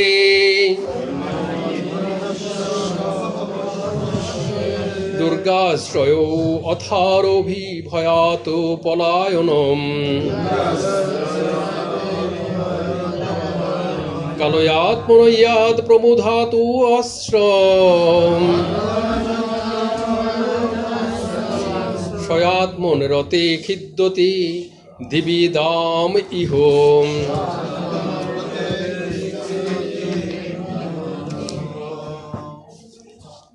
হে প্রভু, আপনি পিছনে রয়েছে, পিছনে রয়েছে। অনুবাদ, হে প্রভু, আপনি যে নিষ্ক্রিয় হওয়া সত্ত্বেও কর্ম করেন, জন্মরহিত হয়েও জন্ম স্বীকার করেন, কালের নিয়ন্তা হওয়া সত্ত্বেও শত্রু হয়ে পলায়ন করেন, দুর্গে আশ্রয় গ্রহণ করেন এবং আত্মরতি হয়ে বহু স্ত্রী পরিবৃত হয়ে গৃহস্থ আশ্রম স্বীকার করেন, এই সমস্ত বিষয়ের সমাধান করতে গিয়ে বিদ্বান ঋষিদেরও বুদ্ধি সংশয়ের দ্বারা ক্ষীণ হয়। তাহলে কি বললো, পরমেশ্বর ভগবান জন্ম রহিত, ঠিক আছে, অজ, তথাপি তিনি জন্মগ্রহণ করেন। তবে অনেক দেবকীর গর্ভে জন্মগ্রহণ করেন। দেবকীর গর্ভে কেন শুধু? মা যশোদা এখন অর্ধেক এখানে, বাকি অর্ধেক ওখানে করছে, দুইটা মিলে এক হয়ে গেছে। কত কথা শুনি, আসল ঘটনাটা কি?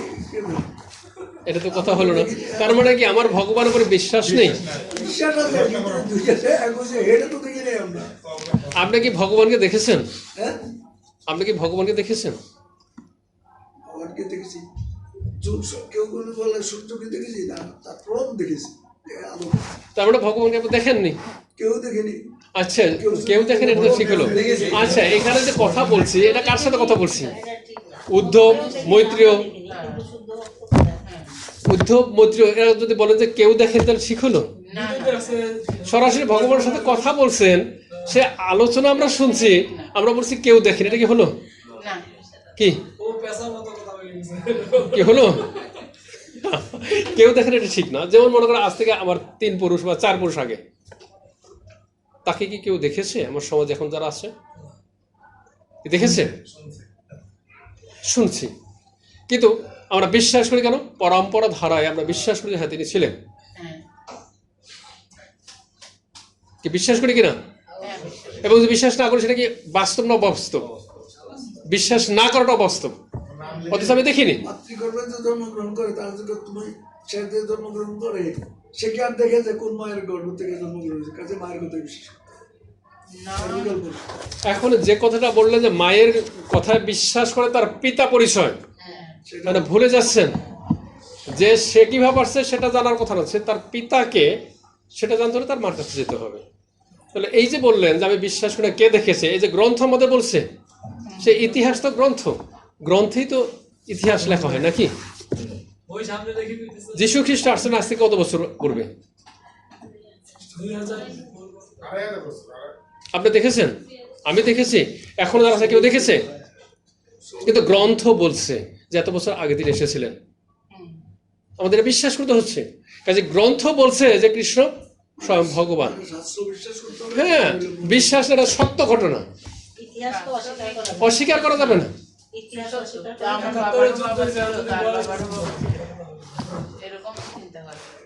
একাত্তরের যুদ্ধ হয়েছে, এখন কজনে দেখেছে? হয়তো আপনি দেখেছেন, আমি দেখেছি, মায়েরা কয়জন দেখেছে, আর কেউ দেখেনি এখানে। তারা যদি বলেন আমরা যুদ্ধ হয়নি, আমরা তো দেখিনি, হবে? সুযোগ নেই, মানে সেটা ঘটেছে নিশ্চিত।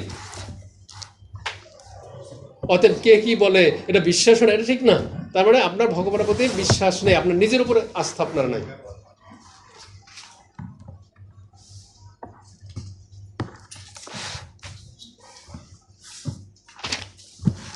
পরবর্তী শ্লোক, মন্ত্রেষু মাম্বা উপয়ুজস্ত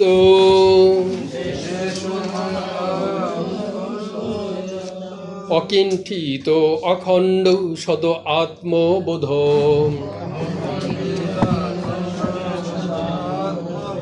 পৃচ্ছৈ প্রভো মুগ্ধ ইবাপমত্ত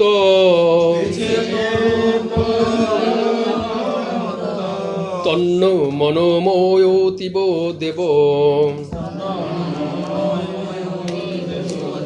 মাতাজি লাস্টে,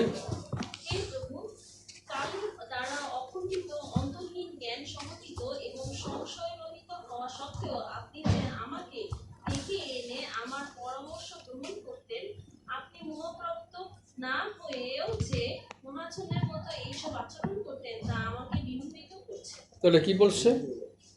যে পরমেশ্বর ভগবান যখন কোনো সিদ্ধান্ত গ্রহণের প্রয়োজন হতো, তখন উদ্ধবকে ডাকত, যে উদ্ধব আমার এখানে কি করণীয়? তাহলে দেখুন, যিনি সমস্ত জ্ঞানের ধারক, যেখান থেকে সমস্ত জ্ঞান সৃষ্টি হয়েছে, এবং যিনি উদ্ধবকে জ্ঞান প্রদান করেছেন, সেই উদ্ধবের কাছে এই সিদ্ধান্তের জন্য তিনি আলোচনা করতেন। তাই উদ্ধব বলছে যে আপনি যে এখনো আচরণ করতেন তা আমাকে আসলেই বিভ্রান্ত করছে, আমার বুদ্ধিকে ভ্রান্ত করছে, যে কেন এটা করেন। আসলে পরমেশ্বর ভগবান এর মধ্যে আমাদের কি শিক্ষা দিয়েছেন? শিক্ষা দিচ্ছেন যে আমাদের যতই পূর্ণতা জ্ঞান থাকুক না, জ্ঞানের দিক থেকে যতই পূর্ণতা অর্জন করি না কেন, যদি অপর কোনো ব্যক্তি আমার পাশে থাকে তার মতামত নেওয়াটা আমার জন্য উত্তম। একক সিদ্ধান্ত সর্বজন গ্রাহ্য হয় না যদি সেটা উত্তমও হয়, কারণ পারিপার্শ্বিক অবস্থাকে গুরুত্ব দিয়ে আপনাকে সিদ্ধান্তটা নিতে হবে। যে সিদ্ধান্ত নিচ্ছি কাদের জন্য, তাদের জন্য কতটুকু উপযোগী সেটা বিচার করেই সিদ্ধান্ত নিতে হবে। উত্তম সিদ্ধান্ত আমি ওই পরিস্থিতি না বিবেচনায় এনে গ্রহণ করলাম, তাহলে সেই সিদ্ধান্ত কখনো কার্যকরী হবে না। তাহলে এখান থেকে ভগবান আমাদের শিক্ষা এভাবে দিচ্ছেন যে আমরা যেন সিদ্ধান্তের ক্ষেত্রে অবশ্যই পারিপার্শ্বিক যারা রয়েছেন তাদের মতামত গ্রহণ করি। পরবর্তী শ্লোক 18 নম্বর। আচ্ছা, এই প্রসঙ্গে একটা আছে যে সিনিয়র জুনিয়র, আমরা তো সাধারণত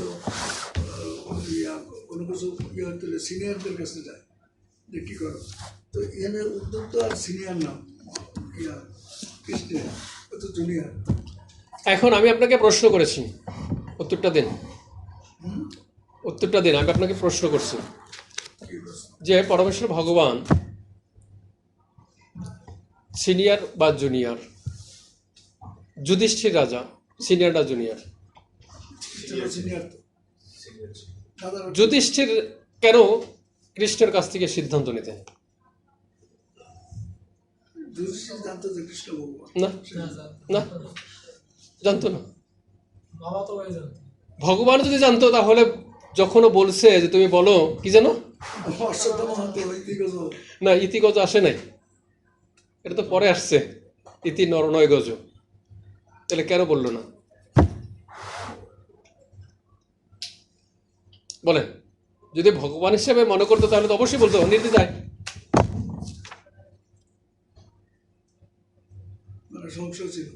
ঠিক আছে, অর্থাৎ শুধু আমি সিনিয়র বলেই আমার মেধাটা সর্বোচ্চ এবং আমি সকলের উপরে প্রভাব বিস্তার করতে না, আমার চারপাশে যারা রয়েছে তাদের মতামতের গুরুত্ব আমাকে দিতে হবে। আমাদের প্রাইম মিনিস্টার সবার উপরে না কি? তাহলে তার কি মন্ত্রী পরিষদ থাকে, তার উপদেষ্টা মন্ডলী থাকে, কেন? কি সিদ্ধান্ত নিতে তাহলে ছোট বড় কোনো কথা না, প্রত্যেকের মতামত দিয়ে একটা সিদ্ধান্ত গ্রহণ করতে হবে। কাজে আমাদের ভাগবতম হচ্ছে বাস্তব জীবন, কিন্তু এখানে বাস্তব জীবনের সাথে হুবহু মিল। প্রত্যেকটা পদক্ষেপে আমরা দেখব যে আমাদের জীবনের যে কোনো সিদ্ধান্ত নেবার ক্ষেত্রে ভাগবত আমাদের সিদ্ধান্ত দিচ্ছে। তাই ভাগবত কখনো দৈনন্দিন জীবনের বাইরে নয়। বলা হচ্ছে গীতা আমাদের জীবন বিধান এবং তার বাস্তব প্রয়োগ হচ্ছে ভাগবতম। শুধু আমাদের বিচার করার ক্ষমতার উপর নির্ভর করছে যে কতটুকু আমরা প্রয়োগ করতে পারি বা পারছি। পরবর্তী শ্লোক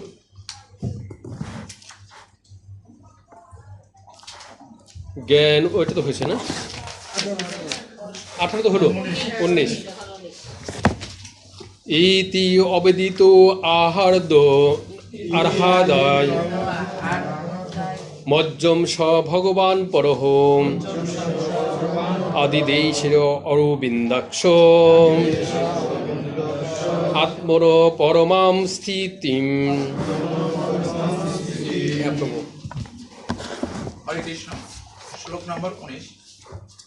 আমি যখন পরমেশ্বর ভগবানকে আমার হৃদয়ের বাসনার কথা বলেছিলাম, তখন কমলানয়ন ভগবান আমাকে তার অপ্রাকৃত স্থিতি সম্বন্ধে উপদেশ দিয়েছিলেন। তাহলে এইভাবে পরমেশ্বর ভগবানকে আমি প্রার্থনা করছিলাম, তখন তিনি আমাকে কিছু অপ্রাকৃত স্থিতি সম্বন্ধে, অর্থাৎ এই যে ভগবত তত্ত্বজ্ঞান সর্বশেষ উপদেশ, সেটা পরমেশ্বর ভগবান প্রদান করছিলেন। তাই কি কি প্রদান করছেন সেটা আমরা পরবর্তী পাবো, আরো 2-3 শ্লোক পরে। স এবং আরাধিত পাদ তীর্থাৎ অধীত তত্ত্ব আত্ম বিবোধম আর্গম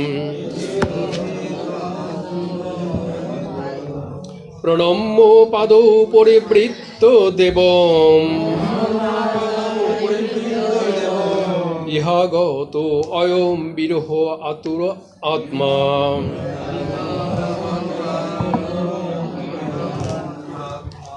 আমি আমার গুরু পরমেশ্বর ভগবান শ্রীকৃষ্ণের কাছে পরম তত্ত্বজ্ঞানের পন্থা অধ্যয়ন করে তার শ্রীপাদপদ্মে প্রণাম এবং তাকে প্রদক্ষিণপূর্বক বিরহ কাতর চিত্তে এখানে উপস্থিত হয়েছি। তাহলে কি বলেছেন যে পরমেশ্বর ভগবান তার গুরু, আসলে তার গুরু কে ছিলেন? বৃহস্পতি। উদ্ধবের গুরু কে? কে? এতবার বললাম যে এই ধরাধামে একমাত্র উদ্ধব যাকে বৃহস্পতি শিষ্যরূপে গ্রহণ করেছিলেন, আর কেউ নেই। এজন্য তার অহংকার বেশি ছিল। এবং যে ভাগবত তত্ত্বজ্ঞান কার কাছে আহরণ করেছেন? স্বয়ং ভগবানের কাছ থেকে। নির্বিশেষবাদী ছিল। তো এখানে আমরা দেখতে পাচ্ছি যে পরমেশ্বর ভগবানকে সে গুরু হিসেবে মানছে কেন? কারণ ভগবত তত্ত্বজ্ঞান আমাদের যে গুরু পরম্পরা ধারা, সেটা কোন ধারা আমরা কি জানি? কোন ধারা? ভাগবত ধারা। ভাগবত ধারা, ঠিক আছে। তাহলে ভাগবত ধারা আর হলো ইয়ার ধারা বলা হয় যে নির্বিশেষবাদ, যে আত্মতত্ত্বজ্ঞান এক না। এই জন্য আমাদের ভাগবত ধারাটায় ওই দীক্ষা গুরু যে ধারাটা আমাদের চতুর্বর্গীয়, সেই ধারাটা আমাদের ভিতরে নেই। আমাকে এক জায়গায় প্রশ্ন করেছিল যে আপনি বলছেন যে প্রভুপাদের গীতার মাধ্যমেই ভগবত জ্ঞান বা ভগবত তত্ত্বজ্ঞান বিস্তার লাভ করেছে, তাহলে এর আগে কি ভগবত তত্ত্বজ্ঞান ছিল না? বুঝেছেন? হ্যাঁ, তাহলে সেগুলো অধ্যয়ন করে কি ভগবত শুদ্ধ ভক্ত হয় নাই? কি হয়েছে? আমি বলছিলাম না, হয়নি। অবশ্যই হয়নি। গীতা কোথা থেকে আসছে আমরা জানি তো। কে এনেছে প্রথম? কে এনেছে? এটা গীতাটা গ্রন্থটা হচ্ছে প্রথম কে? গ্রন্থটা সেপারেট করেছে কে? কে বলেন? গীতা ব্যাসদেব তো মহাভারতে রেখেছিল, গীতা উপনিষদ। গীতাটা গ্রন্থ আকারে কে প্রথম বিচ্ছিন্ন আলাদা করেছে? না, গণেশ তো মহাভারত পুরোটা লিখছে একই সাথে। শঙ্করাচার্য, বুঝছেন? শঙ্করাচার্য গীতাকে আলাদা করেছে। শঙ্করাচার্য কি ছিল? এই শঙ্করাচার্যের গীতাটাই সমস্ত ভাষ্যে আসছে, এর বাইরে নয়। যেহেতু শঙ্করাচার্যর ভাষ্যটাই সবাই লিখেছে, এই জন্য সমস্ত গীতাই ছিল কি নির্বিশেষবাদী ভাষ্য। কাজে তা পড়ে কখনো কোনোদিন কেউ ভক্ত হয় না, শুদ্ধ ভক্ত হয়নি, পারে নাই না, হয়নি। তবে শুদ্ধ ভক্ত হয়েছে কিসের মাধ্যমে? ভাগবত তত্ত্বের মাধ্যমে, ভাগবত অধ্যয়ন করার মাধ্যমে, গীতা অধ্যয়ন করে নয়। বুঝেছেন কথাটা কি? এই যে আমাদের ভাগবত পরম্পরা ধারা, এই ধারাতে শুদ্ধ ভক্ত হয়েছে, গীতাতে নয়। গীতাতে কখন হয়েছে? যখন প্রভুপাদ ভগবত তত্ত্বজ্ঞানে গীতার তাৎপর্য সংযুক্ত করেছেন, তখন সেই গীতা অধ্যয়ন করে শুদ্ধ ভক্ত হয়েছে, এর আগে নয়। এই কথাও তো আবার শুনি প্রচলিত যে গীতা জ্ঞানের পাওয়ার পরেও মানুষজন ভক্ত না, তখন মহাপ্রভু এই ভক্তরূপে আসা এই গীতা শিক্ষা দিতে। হ্যাঁ, মহাপ্রভু দিয়েছেন তো শিক্ষা দিয়েছে, না না, ঠিক আছে। ভক্তরূপে গৌরাঙ্গ মহাপ্রভুর ভগবত তত্ত্বজ্ঞানী তো লিপিবদ্ধ করেছেন মহাপ্রভু, আমাদের কি বলা হয় এই প্রভুপাদ। এটা আগে কি কেউ লিপিবদ্ধ করেছেন? আমরা যত ছোটবেলা থেকে গীতা ছোটবেলা থেকেই দেখি যে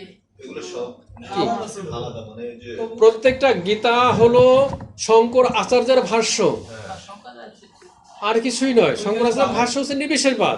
প্রভুপাদের আগে যা ছিল, হ্যাঁ, ভাগবতের কোনো ইনক্লুডিং না না, ভাগবত তো আলাদা, ভাগবত তো আলাদা। গীতার ভিতরে গীতাটা, হ্যাঁ, গীতার ভিতর ভগবানের এই অপ্রাকৃত প্রেম, ভগবত তত্ত্ব জ্ঞান আহরণ করেছেন কে, মানে লিপিবদ্ধ করেছেন কে? প্রভুপাদ। তখন মূলত যেখানে আমি তো একটা ক্লাসে বলছিলাম, আপনাদের মনে আছে না জানি না, সেটা হলো একটা খেজুর গাছ। খেজুর গাছকে আমরা চিবিয়ে খেতে পারি? খাওয়া যায় না।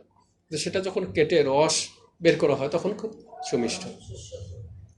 এটাও যখন আরো গাঢ় করে পাটালি বানানো হয়, এই গাঢ় পাটালিটা কি? ভাগবত। ক্লিয়ার? গাঢ় পাটালিটা হচ্ছে ভাগবত।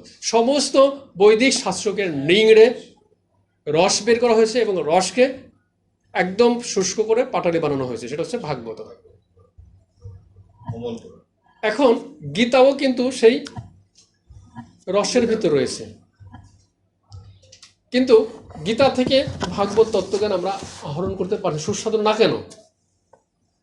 কারণ সেখানে নির্যাস নেই, সেটা বিধান রয়েছে, যে এই বিধান দিক সমস্ত শাস্ত্রের সারাতে মানে কি সূত্রগুলো কি সেটা, তার প্রয়োগ সেখানে নেই। প্রভুপাদ এই পাটালি দিয়ে যখন আমরা অন্যান্য উপকরণ তৈরি করি তা সুস্বাদু হয়, সেই জিনিস কিন্তু সুস্বাদু না। কিন্তু সেই পাটালিতে যখন আমরা অন্য কোনো দ্রব্য রন্ধন করি, পায়েস রান্না করি, পিঠা বানাই, তখন সেটা অনেক সুস্বাদু হয়। অতএব এই পাটালি দিয়ে যখন এই গীতার ভিতর প্রভুপাদ মিশ্রণ করলেন, তখন গীতাটা ভাগবতময় হয়ে গেল। ক্লিয়ার? ওই যে প্রভুপাদের আগে মানে যে যারা আমাদের গুরু পরম্পরায় ছিল, তারা তো গীতা আসলে লিপিবদ্ধ করছে না। এখন যারা গীতা পড়েছে তারা কিন্তু ওইরকম লিপিবদ্ধ করেনি, কিছু কিছু সংক্ষিপ্ত আকারে কিছু ইয়ে করছিলেন, কিন্তু পূর্ণ আকারে গীতা কেউ ভাষ্য লিখেনি, প্রভুপাদে লিখেছেন। এই জন্যই মূলত গীতার বিষয়টি ব্যাখ্যা করেছে বিভিন্নভাবে আমাদের গুরু পরম্পরা ধারা যা আছে। মানে যা সব মানে আমি বললাম কি, যুগ যুগ থেকে আমি কি বললাম যে প্রথম কথা হচ্ছে যে এটা কি গাছ? খেজুর গাছ। খেজুর গাছ প্রথম থেকে আসছে, কিন্তু সেটা মিষ্ট হয়েছে কখন? যখন ওই পাটালি দিয়ে অন্ন দ্রব্যটা রন্ধন করেছেন। কাজেই এটা হচ্ছে শুষ্ক, গীতাটা হচ্ছে শুষ্ক, গীতাটা হচ্ছে শুষ্ক, কিন্তু সেখানে পাটালিটা কি? প্রভুপাদের তাৎপর্য। ভাগবতম যেহেতু পাটালি, এবং সেই ভাগবতম মাধ্যমে বিশ্লেষণ করেছেন প্রভুপাদ, তখন সেটা ভাগবত তত্ত্বজ্ঞানে রূপান্তরিত হয়েছে। এবং এই প্রভুপাদের গ্রন্থ পড়েই অসংখ্য লোক শুদ্ধ ভক্তে পরিণত হয়েছে। ভাগবত ভাগবত ভাগবত গীতা আলোচনা হতো, গীতা আলোচনা করতো, যেমন আমরা আলোচনা করছি না এখন, গীতা এরকম আলোচনা হতো। এবং তারা না, মূল ধর্মগত বেদ, এখন বেদটাকে নিংড়ে সেটা কি করা হয়েছে? বিভিন্ন উপনিষদ, বিভিন্ন পুরাণ তৈরি করা হয়েছে। তারপরেও যেটা দেখছে যে সাধারণ মানুষের কাছে তা বোধগম্য নয়, তখন সেটা ইতিহাস ভিত্তিক উপস্থাপন করা হলো মহাভারতের মাধ্যমে। এবং মহাভারতের যে নির্যাতন হচ্ছে গীতা উপনিষদ, তখন শঙ্কর আচার্য দেখলো না, সমস্ত শাস্ত্রের যে মূল বিষয়টি সেটা গীতার মধ্যেই পাওয়া যাচ্ছে, কিন্তু সেটা আলাদা গ্রন্থ হিসাবে শঙ্কর আচার্য প্রতিষ্ঠা করলেন। বেদ বেদ হ্যাঁ, আর তার সাথে সাথে গীতা, অবশ্যই এখন বর্তমানে গীতা, সমস্ত বেদের সারাতে সার কি? গীতা। কিন্তু তার বাস্তব প্রয়োগটা কোথায়? ভাগবতম। কাজে এই যে আমাদের পরম্পরা ধারায় গীতাকে বিশ্লেষণ করতেন কিসে? ভাগবতম গ্রন্থের ভিত্তিতে, ভাগবতের ভিত্তিতে গীতাকে বিশ্লেষণ করতেন, এই জন্য তারা শুদ্ধ ভক্ত ছিলেন। আর এই যে আমাদের পরম্পরা ভাগবতের ভিত্তিতে গীতাকে বিশ্লেষণ, সেটা কে লিপিবদ্ধ করলেন? প্রভুপাদ। বুঝেছেন কথাটা কি? সমস্ত শাস্ত্রের সাথে সার গীতা, সেই গীতাটা বিশ্লেষণ করতেন আমাদের পরম্পরা ধারা কিসের ভিত্তিতে? ভাগবতমের ভিত্তিতে। আর সেই বিশ্লেষণটা বাস্তব রূপ দিলেন প্রভুপাদ গ্রন্থ আকারে বিশ্লেষণ করে। ক্লিয়ার? বুঝেননি? আমি হ্যাঁ বলেন। গীতা আমরা ছোটবেলায় দেখছি রামায়ণ মহাভারত, হুম, হ্যাঁ, হুম, তারপরে গীতা, কিন্তু ভাগবতম আমরা পরে দেখছি। ঠিক আছে, কারণ আমরা ভাগবত সম্পর্কে জানতামই না। হ্যাঁ, ভাগবত আমাদের আমরা সমাজ ছোটবেলায় দেখি নাই। ধরো রামায়ণ মহাভারত পড়তো মামা ঠাকুমাদের, এরা সব বিকালবেলায় বসে মহাভারত পড়তো, মহাভারতের কথা অমৃত সমান সুন্দর করে পড়তো, আমরা বসে শুনতাম, বসাইতো আমাদের মা। কিন্তু হলো গীতা, গীতা পড়তো, কিন্তু হলো এই ভাগবতম অনেক কিন্তু হ্যাঁ ছিল না, কত ঠিক, কারণ এখানে ব্যাসদেব কখন ভাগবতম লিখেছেন? সর্বশেষ যখন বলা হলো যে ভাগবতম লেখার জন্য, তখন সে কি বললো নারদমণি, যে তুমি যাহা কিছু করেছো সমস্ত কিছুই কি কাকেদের তীর্থ, যেখানে সন্তু পুরুষেরা কখনো ফিরে তাকায় না, যেখানে পরমেশ্বর ভগবানের দিব্য নাম মহিমা কীর্তন হয়, সেটা যদি নির্ভুলভাবে লিখিত নাও হয়, তাও তা সন্তু প্রসাদ শ্রবণ করেন, স্মরণ করেন এবং কীর্তন করেন। আমরা ধারাবাহিক যদি দেখি তাহলে স্বাভাবিক অর্থে ভাগবতম শেষ। কিন্তু আমাদের গুরু পরম্পরা ধারা কি আসছে? ভাগবতম। এই গীতাটা আলোচনা করা হতো, বিশ্লেষণ করা হতো কিসের মাধ্যমে? ভাগবতমের মাধ্যমে। বুঝিনি কাকে দেখতে মানে ডাস্টবিন। ডাস্টবিন কেন?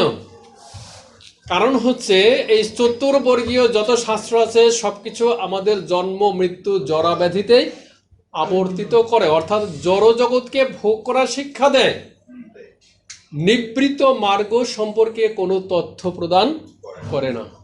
আর নিবৃত মার্গের তথ্য না পেলে মানুষ কখনো জন্ম মৃত্যু জরা ব্যাধিতে মুক্ত হতে পারে না। আর এই জন্য এখানে ডাস্টবিন বলা হয়েছে। ক্লিয়ার? প্রভু যে শ্রীধর স্বামী কি গীতার ভাষ্য মানে প্রভুপাদ একটা তাৎপর্য বলছিল যে শ্রীধর স্বামী, তারপরে বিভিন্ন জড়িত বললাম না, বিভিন্ন আমাদের যে গুরু পরম্পরা ধারা যারা আছেন এবং অন্যান্য যে বৈষ্ণব আছেন, তারা এই গীতাটা নিজেদের মতো কিছু ভাষ্য লিখেছে, নিজেদের মতো তাৎপর্য কিছুটা। না না না, যেমন গীতাটা আলোচনা করতে গেছে তখন কিভাবে, তখন একটা অধ্যায় আলোচনা অধ্যায় লিখে নিয়েছি, আলোচনা করলাম ভাগবত ভিত্তিতে। আসলে গীতাটা কি বলা হয় চতুর্বর্গীয়রা, সেটা ভগবত তত্ত্ব, যেহেতু ভগবান অর্জুনকে শিক্ষা দিয়েছেন, এভাবেই শুদ্ধ ভক্ত হয়েছে তখন, কিন্তু এককভাবে কোনো গ্রন্থ ছিল না। পরবর্তী শ্লোক।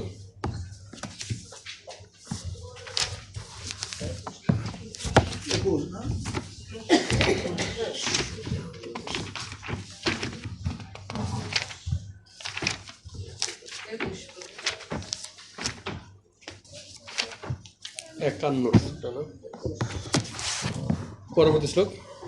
সুয়হম তদ্দর্শনাল্লাদ বিয়োগ হলো না, সোহম তদ্দর্শনাৎ আহ্লাদ বিয়োগর্তি যুত প্রভু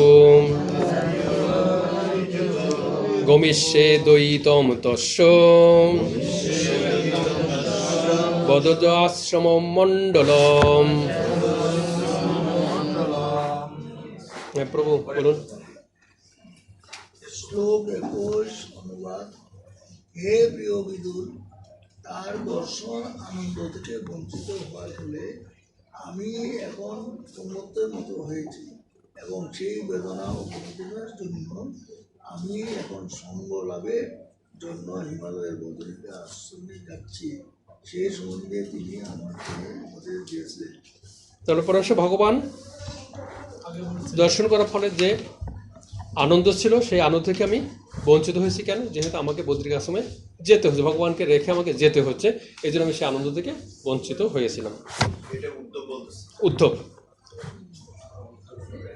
যত্র নারায়ণ দেব নরস্য ভগবান ঋষি মৃদু তীব্রম তপ দীর্ঘ তেপাতে লোক ভাবন।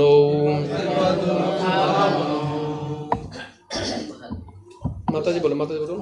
ধন্যবাদ। সেই বদরিকা আশ্রমে ভগবান নর এবং নারায়ণ নামক ঋষিরূপে অবতরণ করে সমস্ত সৎ জীবাত্মাদের কল্যাণের জন্য দীর্ঘকাল ধরে কঠোর তপস্যা করেছেন। শ্রীশুক উবাচ ইতি উদ্ধবো পাদুকার্ণো সুহৃদাম দুঃসম্বধম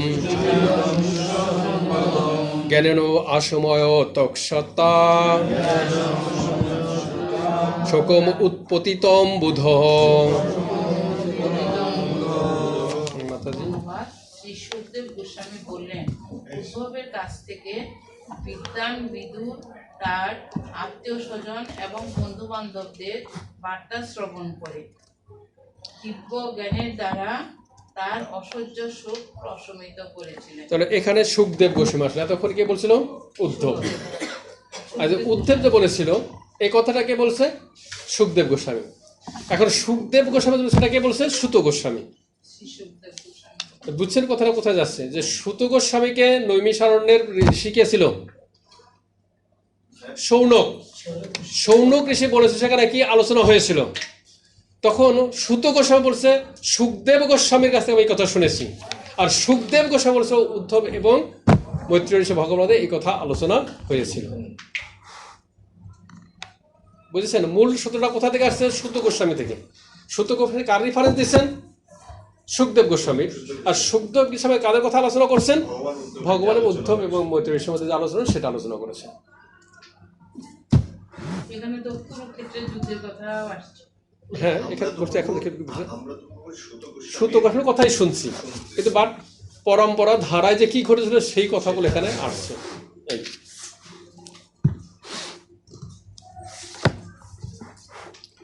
শতম মহাভাগবতম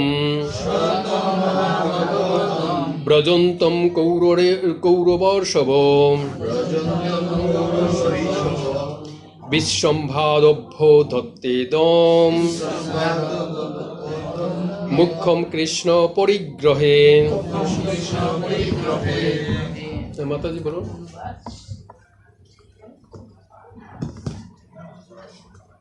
ভগবানের শ্রেষ্ঠ ভক্ত উদ্ধব যখন বদ্রিকা আশ্রমে চলে যাচ্ছিলেন তখন কুরুশ্রেষ্ঠ বিদুর তার প্রতি স্নেহ এবং বিশ্বাস সমেত এই কথাগুলো বলেছিলেন। বিদুর তার প্রতি স্নেহ এবং বিশ্বাস এই কথাদের বিদুর কিভাবে মানে উদ্ধবকেই তার গুরু হিসাবে গ্রহণ করতে রাজি সেটা এখানে বলছেন। বিদুর যোবাচ জ্ঞানম পরম স আত্মরহ প্রকাশ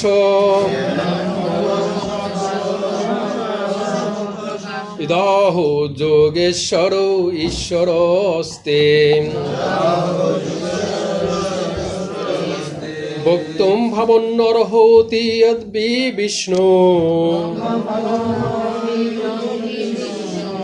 বৃত্তা সবৃত্তার্থ কৃত চরন্তি। মাতাজি বললেন, হে উদ্ধব, যেহেতু ভগবানের সেবকদের অন্যদের সেবা করার জন্য সর্বত্র বিতরণ করেন, তাই ভগবান স্বয়ং সেই যে জ্ঞান আপনাকে প্রদান করেছেন সেই আত্মতত্ত্ব জ্ঞান কৃপাপূর্বক বর্ণনা করা আপনার পক্ষে সর্বত্র ভালো। তাহলে কি বলছেন? যে আপনি যেহেতু পরমেশ্বর ভগবানের কাছ থেকে এই ভগবত তত্ত্বজ্ঞান আহরণ করেছেন এবং একজন ভগবানের শুদ্ধ সেবক, একজন শুদ্ধ সেবকের কি কাজ হচ্ছে? তিনি সর্বত্র বিচরণ করবেন এবং ভগবত তত্ত্বজ্ঞান বিতরণ করবেন। তাই আপনার কাছ থেকেই আমি সেই ভগবত তত্ত্বজ্ঞান আহরণ করার বাসনা জানাচ্ছি। উদ্ধব উবাচ ননুতে তত্ত্ব সংরাধ্য ঋষি কৌশারভ অন্তিকে সাক্ষাৎ ভগবত আদিষ্ট মর্তলোকম জিয়াসতা।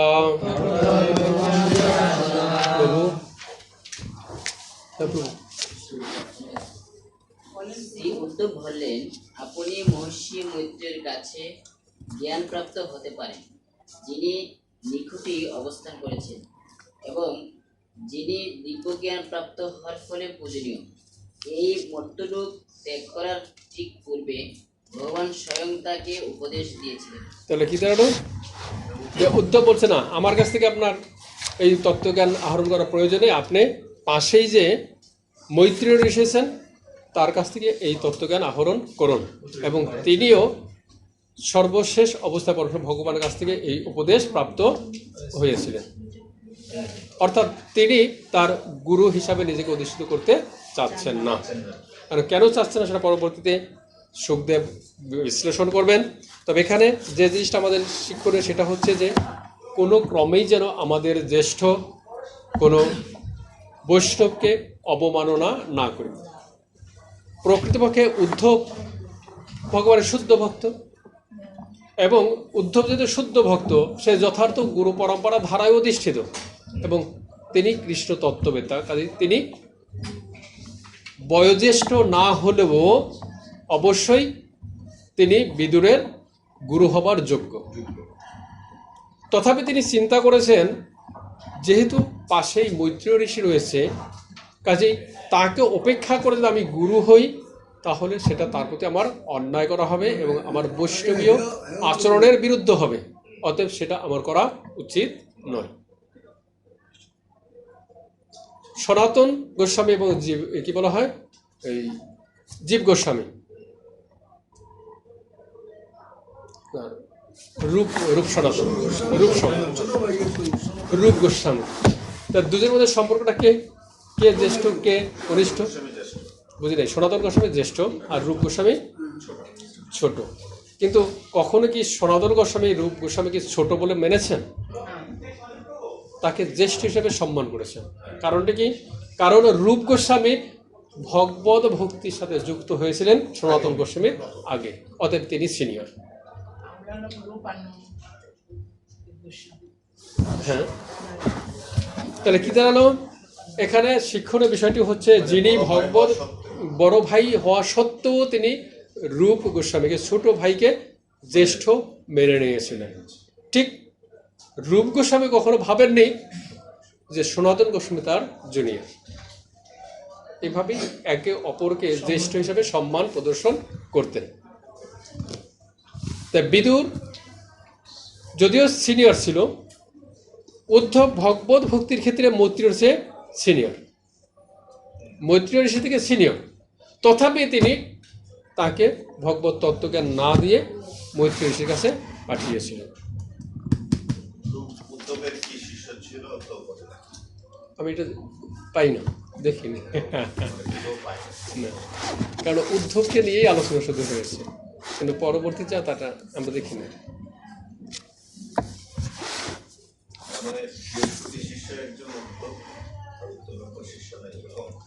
হতে পারে, থাকতে পারে, আমি জানি না, দেখি না। শ্রী শুক উবাচ ইতি সহ বিদুরেণ বিশ্বমূর্তে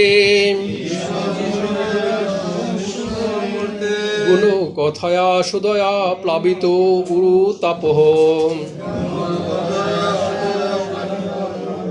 ক্ষণম এইব পুলিনে যমস্য সুস্তাম সমুষিত ঐপ গভীর্ণীশাম তত অগাধ।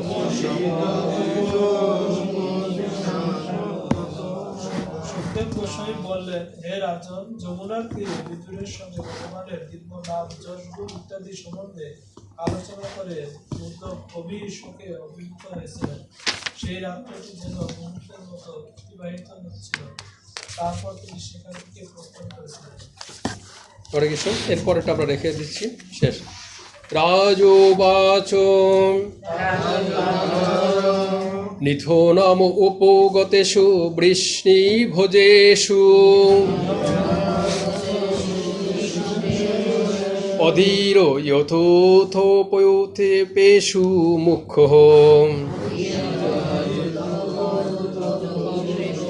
শতু কথম বৈশিষ্ট্য উদ্ধব যদ্ধরে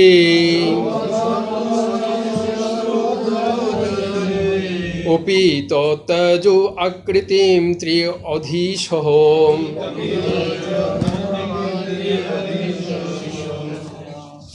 ধন্যবাদ। রাজা জিজ্ঞেস করলেন, দলপতি বিষ্ণু এবং ভুজবংশীয়রা ব্রহ্মশাপে বিনষ্ট হল। ত্রিলোকের অধীশ্বর ভগবান শ্রীহরিও যখন তার লীলা সংকলন করেছিলেন, তাহলে কেবল উত্তর কিভাবে অবশিষ্ট রইল? তাহলে এখানে বলা হচ্ছে যে পরমেশ্বর ভগবান এই ত্রিভুবন থেকে চলে গেলেন এবং পরমেশ্বর ভগবানের পার্শ্বদ এবং শুদ্ধ ভক্ত হচ্ছে উদ্ধব। তিনি সমস্ত পার্শ্বদের নিয়ে চলে গেলেন তার ভগবত ধামে। তাহলে উদ্ধব কেন এখানে থাকলো, তিনি কেন গেলেন না, এই হচ্ছে প্রশ্ন। এবং কেন রেখেছেন সেটা পরমেশ্বর ভগবান পরবর্তী শ্লোকের মাধ্যমে আমাদের জানাবেন যে এই কারণে তুমি থাকো। রাজা বলতে পরীক্ষিত মহারাজ, বুঝিনি? রাজা জিজ্ঞেস করলেন পরীক্ষিত মহারাজ, সুখদেব গোস্বামী। এখন আমাদের গত তারিখে আমরা যে আলোচনা করেছিলাম সেটা হলো গর্ভদান কি কি ভিতরে আছে সেটা বলছিলাম। কি প্রথম প্রভুপাদের যে নিয়মটি সেটা হচ্ছে আমরা 50 মালা জপ করব। তারপরে যদিও আমাদের চতুর্বর্গীয় নিয়ম অনুযায়ী বিভিন্ন পঞ্চগভ্যটপ বিভিন্ন কিছু মন্ত্র তো আছে এগুলা, কিন্তু প্রভুপাদের সিদ্ধান্ত হচ্ছে সেক্ষেত্রে 50 মালা জপ করা।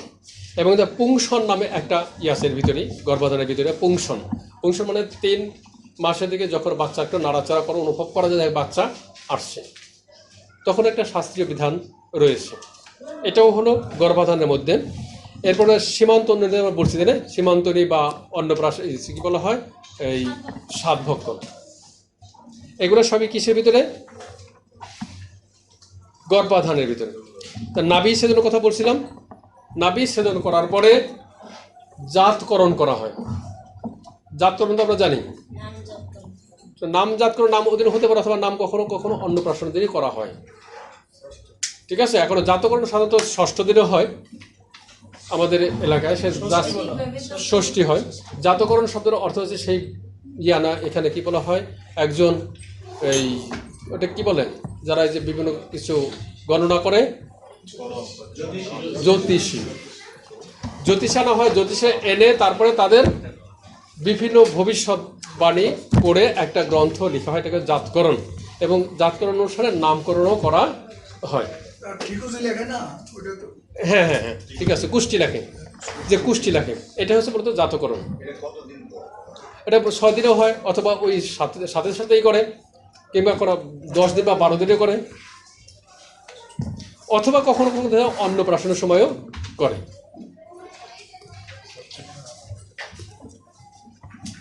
এছাড়া অন্নপ্রাশন, এটা তো বলছি, অন্নপ্রাশন কখন কখনো হয়, সেটা অন্নপ্রাশনের নামকরণও থাকে। যদি জাতকরণের সময় নামকরণ না করা হয়, কিংবা জাতকরণের সময় যদি ইয়ার লেখা না হয়, কুষ্টি লেখা না হয়, তাহলে সেটাও ওই সময় করা হয়। এরপরে নিষ্ক্রমণ শব্দের অর্থ একটা বাচ্চা যখন বড় হয় তখন বাইরে বের হওয়া হয়, এটা হলো নিষ্ক্রমণ। সেটা কিসের ভিতরে? এই অন্নপ্রাশনের অধীনে থাকে, মূলত এই কর্মগুলো এরা অধীনে হয়। নিষ্ক্রমণ শব্দের অর্থ বাচ্চা কিনে বাইরে বের হওয়া। এখন মানুষ বাচ্চা কিনে বাইরে বের হওয়ার সময় কোথায় যায়? মার্কেটিংয়ে, বাচ্চাদের পোশাক কিনে দিতে হবে, অথবা পার্কে যায় তাকে ঘোরানোর জন্য। কিন্তু আমাদের শাস্ত্রীয় বিধান হচ্ছে প্রথমে তাকে ভগবানের মন্দিরে দর্শনে নিয়ে যেতে হবে। ঠিক আছে, এরপর হচ্ছে চূড়াকরণ বলা হয়। চূড়াকরণ হচ্ছে চুল কাটা। চুল কাটার সময় পরমেশ্বর ভগবানের মন্ত্র, বিশেষ করে ভগবানকে স্মরণ করে চুল কাটা উচিত। এগুলা কিন্তু অতিরিক্ত, এটা কিন্তু আমাদের দশবিধ সংস্কারের ভিতরে নয়, এটা বাইরে। চূড়াকরণ মানে চুল কাটা, প্রথম চুল কাটা। এটা সাধারণত ইয়ের আগে হয়, অন্নপ্রাশনের আগে হবে। বুঝি না, শুদ্ধিকরণ হতে পারে, সেটা হলো 10-12 দিনের পরেই বলছেন।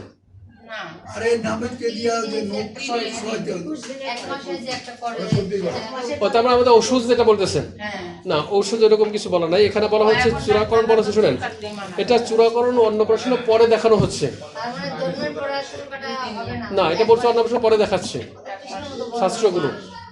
ঠিক আছে, এরপরে হলো মেয়েদের জন্য কর্ণভেদের একটা অপশন আছে। হ্যাঁ, কান ছিদ্র। অন্নপ্রাশনের পরে দেখাচ্ছে, অন্নপ্রাশন 6 মাস, 1 বছর ভিতরে করতে হবে। ঠিক আছে, হ্যাঁ। এর পরবর্তী হচ্ছে বিদ্যা আরম্ভ, এটা আমরা দেখেছি। বিদ্যারম্ভের পরে হচ্ছে হাতে খড়ি, বিদ্যারম্ভের পরে উপনয়ন, উপনয়নের পরে হচ্ছে আমাদের কি বেদ অধ্যয়নের অনুমতি। উপনয়নের পরে, আগে নয়। উপনয়ন মানেই তো বেদ আরম্ভ আর বিদ্যা আরম্ভের পার্থক্যটা বুঝেছেন? উপনয়নটা কত বছর বয়স? উপনয়ন এটা নির্দিষ্ট ইয়ে দেয়নি, মূলত বিদ্যারম্ভ একটা 4 বছরের 4 বছর 5 বছর বা 7 বছর এরকম করে ব্রাহ্মণরা যেটা করে, কিন্তু আমাদের দিকে হয় না। না, হাতে খড়ি অনুষ্ঠান আলাদা। প্রভু উপনয়নটা তো যে মানে বাচ্চাকে গুরুর কাছে নিয়ে যাওয়াটা কিন্তু উপনয়ন না, বিদ্যারম্ভ, বিদ্যারম্ভ বেদ আরম্ভ দুটো ভিন্ন। কিন্তু বিদ্যারম্ভ যে কোনো শিক্ষা দেওয়ার, যেটা হাতে খড়ি বলা হয়, কিন্তু বেদ আরম্ভ হচ্ছে উপনয়নের পর, মানে দীক্ষা পাবার পরে বেদ আরম্ভ করা হয়। এবং সমাবর্তন অনুষ্ঠান আমরা বলছি যে যখন আমাদের শিক্ষা শেষ হয় তখন আমাদের সমাবর্তন অনুষ্ঠান। উপনয়ন মানে তো পৈতা ধারণ করে, এটা কিন্তু বলে না। উপনয়ন শুধুমাত্র পৈতা ধারণ নয়, উপনয়ন মানে দীক্ষা নেওয়া।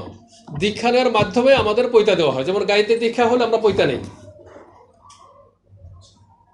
এই উপনয়ন হবার পরেই তাকে বেদারম্ভ করা হয়, বেদারম্ভের অনুমোদন দেওয়া হয়, এর আগে নয়। কাজে বিদ্যারম্ভ একটা বা হাতে খড়ি একটা, আর একটা বেদ আরম্ভ ভিন্ন। এরপরে থাকে হলো মেয়েদের জন্য ঋতুশুদ্ধ, তারপর মতো হচ্ছে সমাবর্তন তো বলছিলাম না, আর সর্বশেষ কি অন্ত্যেষ্টি ক্রিয়া, ভবলীলা শেষ।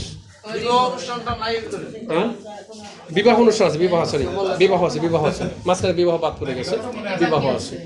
ঠিক আছে, এটাই হচ্ছে আমাদের দশবিধ সংস্কার। মূল দশটা কোনটা? মূল দশটা এই যে মূল 10টা বললাম, যে বাদদান এখানে কি কি বলছি, নামকরণ, নিষ্ক্রমণ, তারপরে হলো চূড়াকরণ, অনবেদ। বিচরণ করেন না বাবু। হ্যাঁ, নিয়ে যাবে না, আমাকে এটা দিলে তো আর চলবে না। পাবে না।